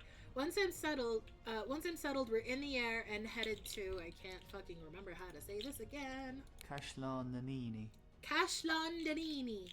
I want to go to the cash lawn. The Cashlan! Cha-ching! That's where I want to be. Can you take me too? We land just outside the castle, and Maeve steps away for a moment to change back into her normal form. As I'm waiting, I hear someone call my name. Oh, it's Robin! Yeah. T! I'm glad I was the one who found you first. Where's Maeve? Does Robin know about Maeve's other form? I'm not sure what I should say. She's taking care of something really quick. What do you mean found you first? Before who? I think I better wait till Maeve gets back. She's going to want to hear this. Hear what? I don't know what went down with the two of you at the Druid's Crossing, but whatever happened has gone back to Flan, and he is not happy. Oh no. God, I love Robin's voice. I wish you were also plugged in to hear it, but the Bluetooth...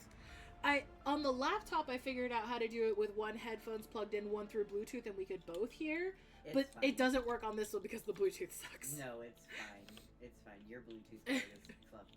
It is. It really is fucked. I gotta replace it someday. It really, like, it works in the most basic sense that Yeah. sometimes you can hear sound through your headphones. I wish I could use my protection plan to just ask them to ship me the part that I need, and then I can just replace it myself, because there's no way I can take it into a place to repair. No. Because they'd have to ship it out to repair it, and there's no way I'm doing that. No. I swallow audibly. How not happy are we talking? I don't think I've seen him this mad as long as I've known him. What did you do? It's a long story, and it looks like we only have time to tell it once. There's no point in putting it off. Whatever he's heard, I'm sure we can clear it up. Waiting only makes us look guilty of something. She's awfully calm considering everything that's happened. Aren't you taking this Morrigan thing a bit far, marching towards your fate so casually? I have to agree with Robin here. I feel like I'm marching towards the executioner's block. I'm not being casual, you're just in my way. Oh, my bad. Far be it from me to stand in the way of this impending fight. Let's hope it doesn't come to that.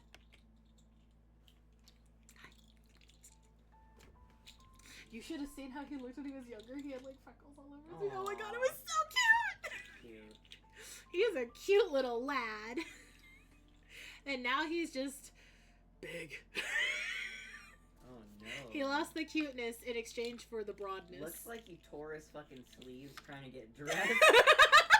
So They had to patch him really They bad. had to patch him real quick. It's like he wasn't. It's like he got this big overnight. Yeah, And he just wasn't growth spurt, and he expecting it. woke up like, ah, feck. Ah, fuck. Someone get me the fucking seamstress. Get her in the fucking house. When we enter the throne room, the king is already waiting for us. And just as Robin said, he doesn't look happy. Time to face his infamous temper, and Maeve hasn't really had time to cool off from what Sinan just told us. Troubadour, I hope you've arrived with some answers. His voice is firm and strained as he waves a piece of parchment in one hand for emphasis. Oh god, is that contact from Kanan or something? My king. My king I have. The druid and I have discovered a plot that may be connected to Legade's death. We must speak immediately about the new Fianna. I don't give a shit about the new Fianna. I'm talking about this. And, what is that? He gestures to the parchment again. While I can't read exactly what it says, I notice it has very elegant handwriting scrawled across it. Kenan. What is it? It's from It's- the Sealy Court. They're demanding that I hand you over for crossing the border illegally Oh, and killing several Sealy soldiers. the fight. Would you care to explain why you killed several Sealy soldiers? That's right. I forgot. That was when we saw her turn into the Morrigan form for the first time, and she just because we were surrounded, and she's like, "Don't worry about it. I got it." And then she just fucking beat the shit out of everyone, and she had an iron weapon, Oh damn. so it did extra damage. Yeah, that would do it, huh? Yeah. That would in fact do that thing. Mm-hmm. How did Keegan get that over so fast? No doubt the Master of Secrets neglected to mention all spears and arrows pointed at us in his explanation of events. Although the king's clearly not happy, he's not outright condemning us yet, which is good. Maybe if Maeve can explain. Simple. I didn't. Did Maeve just lie to the king? Or I guess she could technically say the Morrigan did. Because it was the Morrigan's power that did it. Are you saying the Seelie are lying to provoke us? No, I'm saying the Master of Secrets is. I'm really concerned. Are you actually lying? I'm not gonna say anything, but... Does she not think she killed them? No, I think she's just not saying everything. Because as Keegan is not, supposedly, I don't know what the paper says, but as Keegan is supposedly not mentioning how we were under threat, I think she's omitting the fact that she retaliated because we were under threat. Yeah, half-truths. Yeah. But it's like, that's gonna bite you in the ass later, but at the same time... And I think I may have missed this in some of the earlier streams, because I only have popped in for a couple of these ones. Yeah. Do they comment on the Fae can't lie thing at all? Because that's some cultures believe that and some cultures do not. It has not been officially mentioned, no. Okay. It's just kind of like something that you just kind of have to assume, but right. I don't know for sure. Okay. Let's see. If what you're saying is true, this very Melway. Do I need to leave? Am I? No, I've been doing. I'm too distracted. Shut the fuck up. Darling. I've been doing this all night. Leave me alone. No, I don't think I will. Okay. Unfortunately. I think I might. Oh, I have to show you the clip from last night's stream when Music Lover triggered the fucking Fluster Roulette at the most perfect moment, and an Astarion line played while Hibiki was being yandere. Yeah. It was good. Beautiful. Thanks for the head pat. Thank you for the head puppies. Thank you. If what you're saying is true, this very well may be cause enough for war.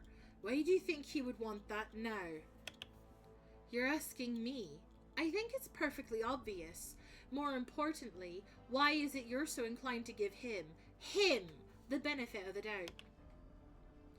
Their bickering continues, veering into places and times I know nothing about. They're long friends. They were enemies and then friends. And now he's her boss. Yeah, that sounds like my life too. I'm gobsmacked. Why would Maeve lie so brazenly? Does she not trust the king's judgment on this matter? And if so, why now? After all she's said and done in his favor. As I puzzle over this, I suddenly catch Maeve's eye. She stares at me expectantly. She wants me to lie too. Okay, so maybe they do just straight up lie. Huh. Maybe it's because they're unseelie that they're making the exception they can lie. I don't know. I'm not sure. I'm not sure the Irish stance on the Fae lying or not lying. Yeah. I would be curious to know the answer on that one. I have not read much about that specifically. Why are you doing that? I want to save, thank you. The quick save is F5, so it swaps the answers when I do that. Oh, fuck. So, like, I have to make sure to reread the options. Maeve must have good reason. Maybe she just doesn't want the king to get hung up on a distraction when we've got bigger problems in our hands. It doesn't matter. In any case, it's not my place to question her, and I certainly don't want to lose her trust. Excuse me, Your Majesty, but Maeve is right. We have had a chat with the druid at the Druid's Crossing and decided to follow one of the leads before coming back. Well, there you have it. An impartial witness. Not that you should need one in my case. I'd hardly say impartial. Oh yeah, he's aware that that the two of us are interested in each other. Right. We like openly were flirting in front of each other, and he's like, "So if we could get back to business." Right. Fair. Last time I saw both of you together, you were returning from a date, was it? Yeah. Not to mention their complicity in matters has been noted. I have to determine how to answer this, and you've not made it easy. Maeve, you're on house arrest. You're both confined to the castle, inside the castle. Oh, well that's not as bad as You can't be serious, Flannan. We have another issue, just as serious, and I have to deal with it immediately. The new Fianna Enough. The cold finality of his voice sends a chill down my spine. I've given my order. It's your own recklessness that's brought us here. We can deal with the Nufiana after I save you from the Seeley's headsman. Flannan, please, just listen to me first. I understand this puts you in a tough position, but this cannot wait. Allow me to resolve this new situation with the Nufiana, and I promise I will return to await whatever judgment you decide, even if it means my head. Etienne has... Despite Maeve's plea, the king does not want to hear it. You are dangerously close to the line, Trajor. You have placed us on the precipice of war for reasons you've yet to sufficiently explain. And still, you stand here defying my explicit order. I think he knows she's been lying. I'm not defying you, Your Majesty. I'm asking you, Flannan, to trust that I believe this to be just that important. I will send the sentinels to address it then. You can pick who goes from inside the castle. You won't reconsider, not even for me. We both know that the Nufiana won't be found by anyone else. I don't think now's the time to remind me of your ties to them, Troubadour. You're dismissed. I'll dismiss myself when I'm well and ready, you absolute hypocrite.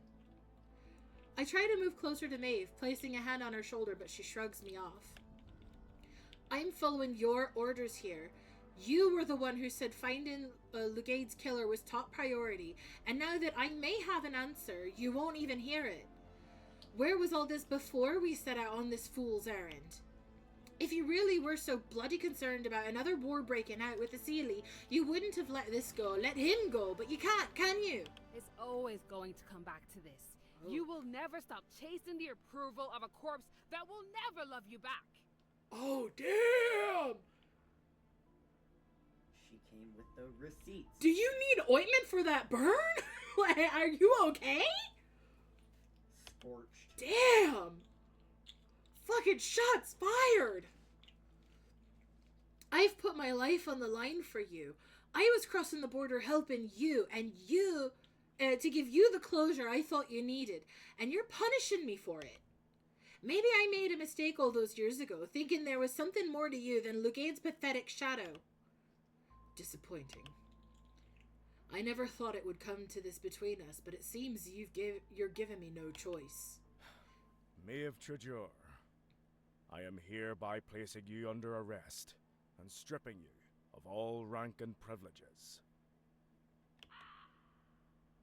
Oh, I heard the call. Is she gonna transform and flee? The guards begin closing in on us, their spears at the ready. Flannan stands at the foot of his throne, his crossbow in hand, too. I stand as close to Maeve as I can, our shoulders pressing into each other. I can feel rage rolling off her in waves. Oh, here we go! Without warning, crows begin flying through every open door and window, encircling us and forming a shield between us and the guards. Maeve forces me down to the ground just as I feel her body begin to ripple and change. I can't see anything, but I can feel everything. The air around us is hot and volatile, almost suffocating. All of this rushing into Maeve at once, and I can hear her shifting above me. Oh, Luke. I love Luke. I love him. Come now, son of Luke. Show me what a dog like you can do to a true goddess.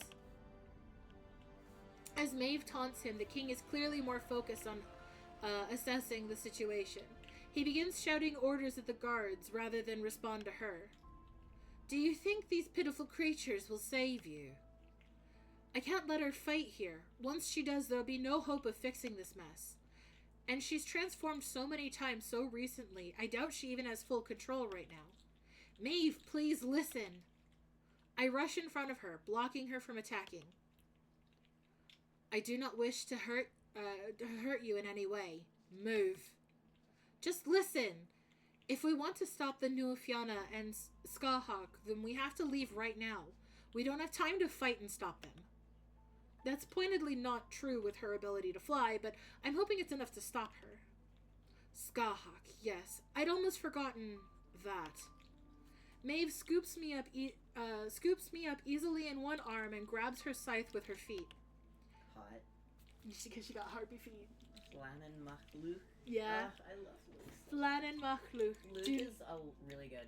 Luke is a really, really good character from Irish mythology. I love him dearly. Yeah, I think you'd love this game just because of all the fucking reference to the lore. I intend on playing it, but I will probably play it once there's more content out. Yes. Because I tend to binge through routes in one day. That's totally fair. I can't just wait for episodic releases like that. I'm very excited to play it when it is all out. Yes, I'll let you know when it's all out. Since hopefully I'll be getting updates. I imagine I'll know because you'll be streaming it. Yeah, that too. Come on now, T.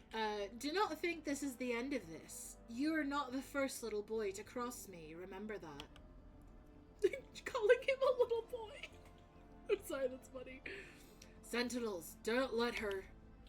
It's too late.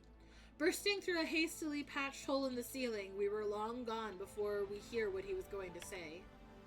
Oh boy, we're on the run from both courts now. Why does this feel like it's edging to the end of because it the is currently available shit? It is. It did the same thing with Shays, and it left me at a cliffhanger, and I'm so upset. But now this one's gonna leave me at a cliffhanger too, because, you know. Right.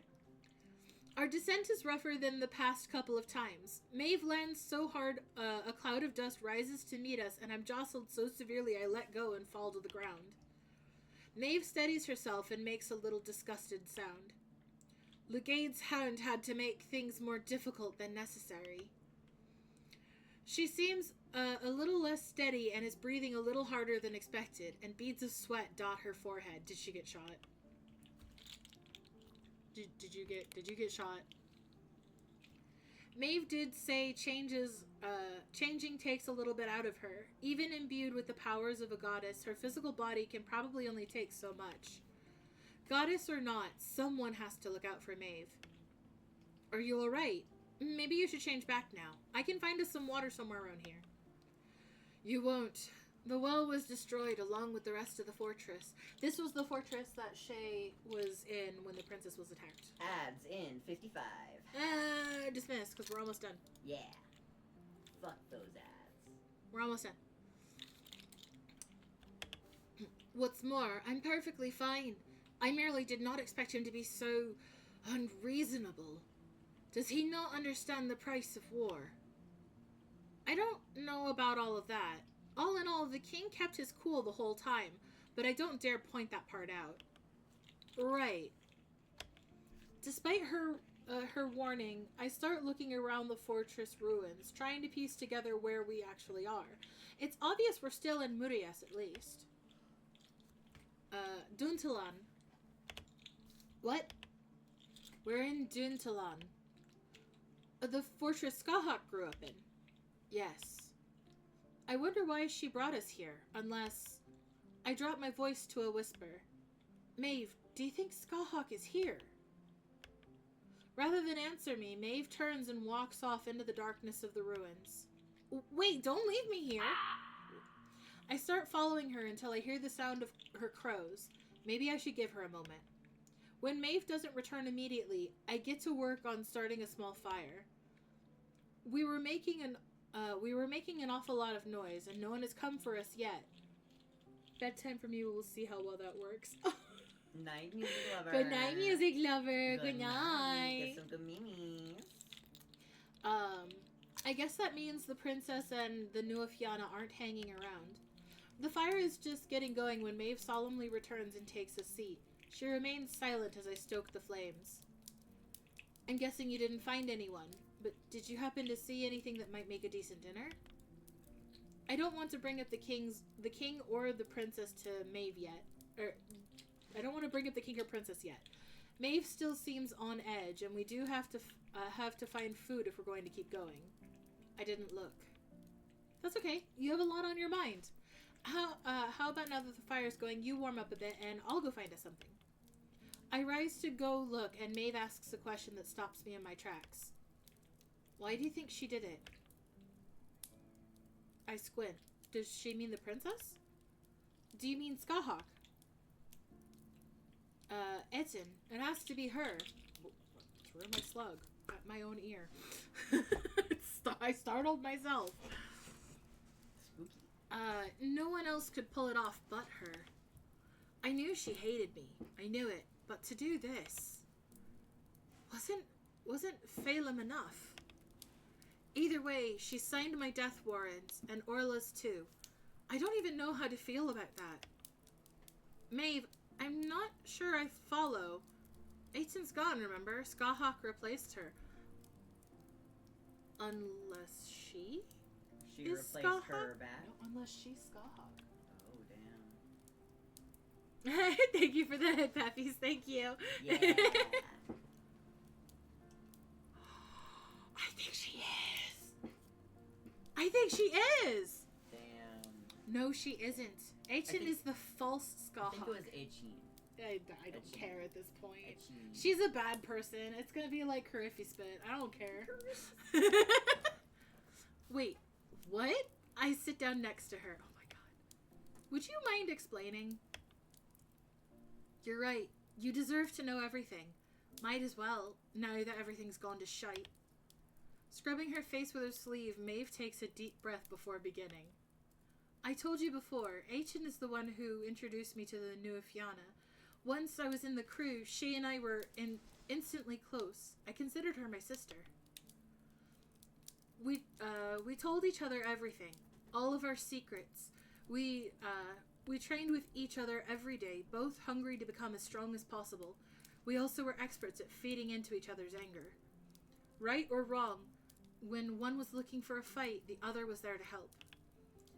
All the while, I was also growing increasingly close to Phelim. They were the complete opposite. Measured, focused, calm. Phelim had the respect and obedience of every member of the crew, and for good reason. She kept us alive and out of trouble. The closer I grew to Phelim, the more like them I became. Soon, I found that I was even thinking more like Phelim. I wasn't as reckless, and I wasn't as irrational as before. It was also clear she was training me to take her place as leader. Aiten was jealous. Not of the idea that I would be leader, no. She said Phelim was making me weak, cowardly. She thought the Nuafiana should start charging for the risks we took, that our violence was our best weapon. When Phelim died, Aiten seized power and banished me from the Nuafiana. Ever since that day, I've always regretted not fighting harder to honor Phelim's request. Regretted that I failed her. 27 seconds. Oh, snooze. That's all. Maeve, you were handed an impossible choice. You made the decision you thought was best. I gently squeezed her shoulder. I hadn't realized she was holding on to such a sad story. Now her reluctance to just arrest them all made sense. I'm gonna laugh if it gives the reveal, like drops the mic and then ends. Right. Thank you. I know it seems cowardly of me, refusing to take responsibility. Not at all. It'd be like asking you to arrest a sister. It's not that easy. Thank you for understanding, T. Maeve still hasn't answered one pressing question, though. I don't mean to push, but why do you think she's the princess, or pretending to be? She turns and looks back at the giant ruined tower behind us, her tear-streaked face glimmering in the faded evening light. I don't think, I know. I know because no one else but her knows the information necessary to fool Orla. Where did she get that information from? If we can trace her source, it might help us. It was her! Maeve finally turns back to me. She gives me a long, appraising pause before continuing. I know her source. It's me. I personally told her every detail she would need to know to fool the That's Dowager. why I was pointing at your screen. Skahawk! I mean, listen, if my name was Skahawk, I'd also want to change my name too. But that's just me. Can I change my name to Skahawk? I'll trade you names. As is Fae tradition, can I have your name? Only if I can have yours. What? How would you even know that? Instead of answering me, Maeve changes the subject. Come on! It's so obvious! You know, this fortress was magnificent in its day. Even though it was supposed to be hidden away, it could get pretty lively. The soldiers trained often, since they didn't have much else to do but get drunk, and the kitchen is always has something good cooking. Baby I was girl. wondering. I thought that was the game at first because it was so faint the first time. It's giggles. She points out various structures as she talks. The big tower back there was a bedroom, actually. A little girl lived there. That tower was practically her whole world. She spent so much of her life there, alone, waiting for the day she could escape. To pass the time, she would tell herself stories of the loving parents that were waiting for her on the other side of the fortress walls. Stories of kings and queens who always made the right choice, no matter how hard that choice was. In a way, I envy her. She had no idea about the harsh realities waiting for her outside those walls. Then the attack happened. All those walls she resented for so long were taken away. The little girl fled into Marias, and all those comforting stories turned to ashes right in front of her. I sit in stunned silence, trying to process what she said. I don't follow at first. The only people who survived were Shay, and suddenly things make sense. I'm almost hesitant to say it. Princess Skahak. Maeve stares at me silently, vacantly, until she nods, almost imperceptibly. I wonder how fucking Shay would react when they find out. For all the good she does with it. Oh, is that you, Cariffy Spit? We both rise, and Maeve's hand is already at her sword. Who is this? How didn't we hear her before now? I have no need for that name anymore. You know that as well as I, don't you, Etienne? The way Maeve says the woman's name sends a chill down my spine. Is this really her? Oh, you know, I can see it. Because you kind of see her face. You kind of see her in Shay's route. This is the last time I can snooze it. If it takes too long, we're going to have to deal with ads. But she has Skahawk's like cloak on, but like her hair, everything is the same except her hair looks brown from under the hood. So I can see it. I can see that. Got it. I can't say I'm surprised to see you here, Maeve. I figured your little birds would talk to you eventually. I figured your little birds would talk to you eventually. Etienne, you need to stop. For your own sake, if nothing else. You have no idea what you're getting into. Is that so? I wouldn't be so sure. I have allies on both sides. Very powerful allies. Allies who believe you're someone else. Are you gonna prove me wrong? Etienne smirks, unbothered by Maeve's unspoken threat. You know, Maeve, your names are a funny thing. Lugade says his name was Luke, and he gets half a world. You say you're the Morrigan, and people bow at your feet. I don't want to be a god, just a princess. You and yours can keep the holy righteousness. I don't care much for it. But I know you need to feel special, being a princess, Phelim's heir, and now a goddess. You have so much power all your life, and all you do is run away from it. You want to make the world better for the Unseelie? Then you gotta use what you got. You didn't. I will. Peace don't come without blood. Lugade and Henri knew that, but you got too many people under your feet to step in it. I'll fix that. Maeve grips her sword and steps forward. I know Etienne is working her up, but I don't think Maeve has the strength to transform again. I place my hand on her as a reminder to stay calm. Oh, that reminds me. I ran into someone close by. They're a Seelie, and if I'm right, they're an old... Shay! Sorry. They're an old friend of yours. A little insurance I get out of these wretched old ruins, if you will. She holds out something small, or something wrapped in a small scrap of linen. She tosses it to our feet.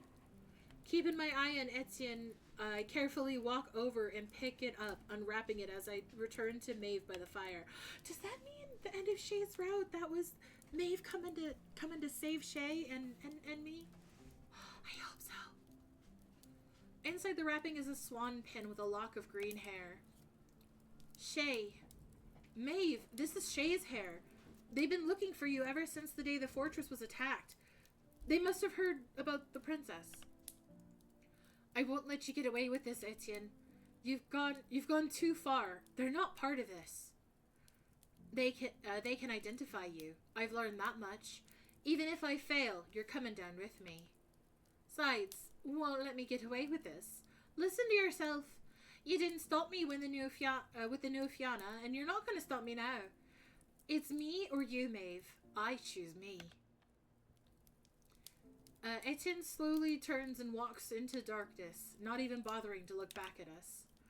I stare at the swan pin and lock of hair. Shay, we have to help them, Maeve. What are we going to do? What I should have done a long time ago. It's time to put an end to the Nua Fianna. Oh, to be continued! Oh, man. I knew it was coming. I came a little later than I expected it, but... Damn. I love the connection, though. That makes me so happy. Yeah. Fuck. Okay. Well, it's been 3.5 hours, so I think that's a good place to call stream. I don't have enough time to really play anything else tonight, so... let's do a quick raid out to someone. And then I'll be back on Friday. I won't be in on Thursday because we've got some stuff going on. So Thursday's stream is currently canceled, but B's playing Metaphor. B's playing Metaphor. We have to raid B. The demo, but that's okay. I don't care. We have to raid B. We gotta raid B. Yeah. All right, guys. I will see you guys on Friday for Farming Friday. If not, then until the next time, stay happy, healthy, hydrated, at least one of the three, and be kind to yourself. Have a good night. Bye.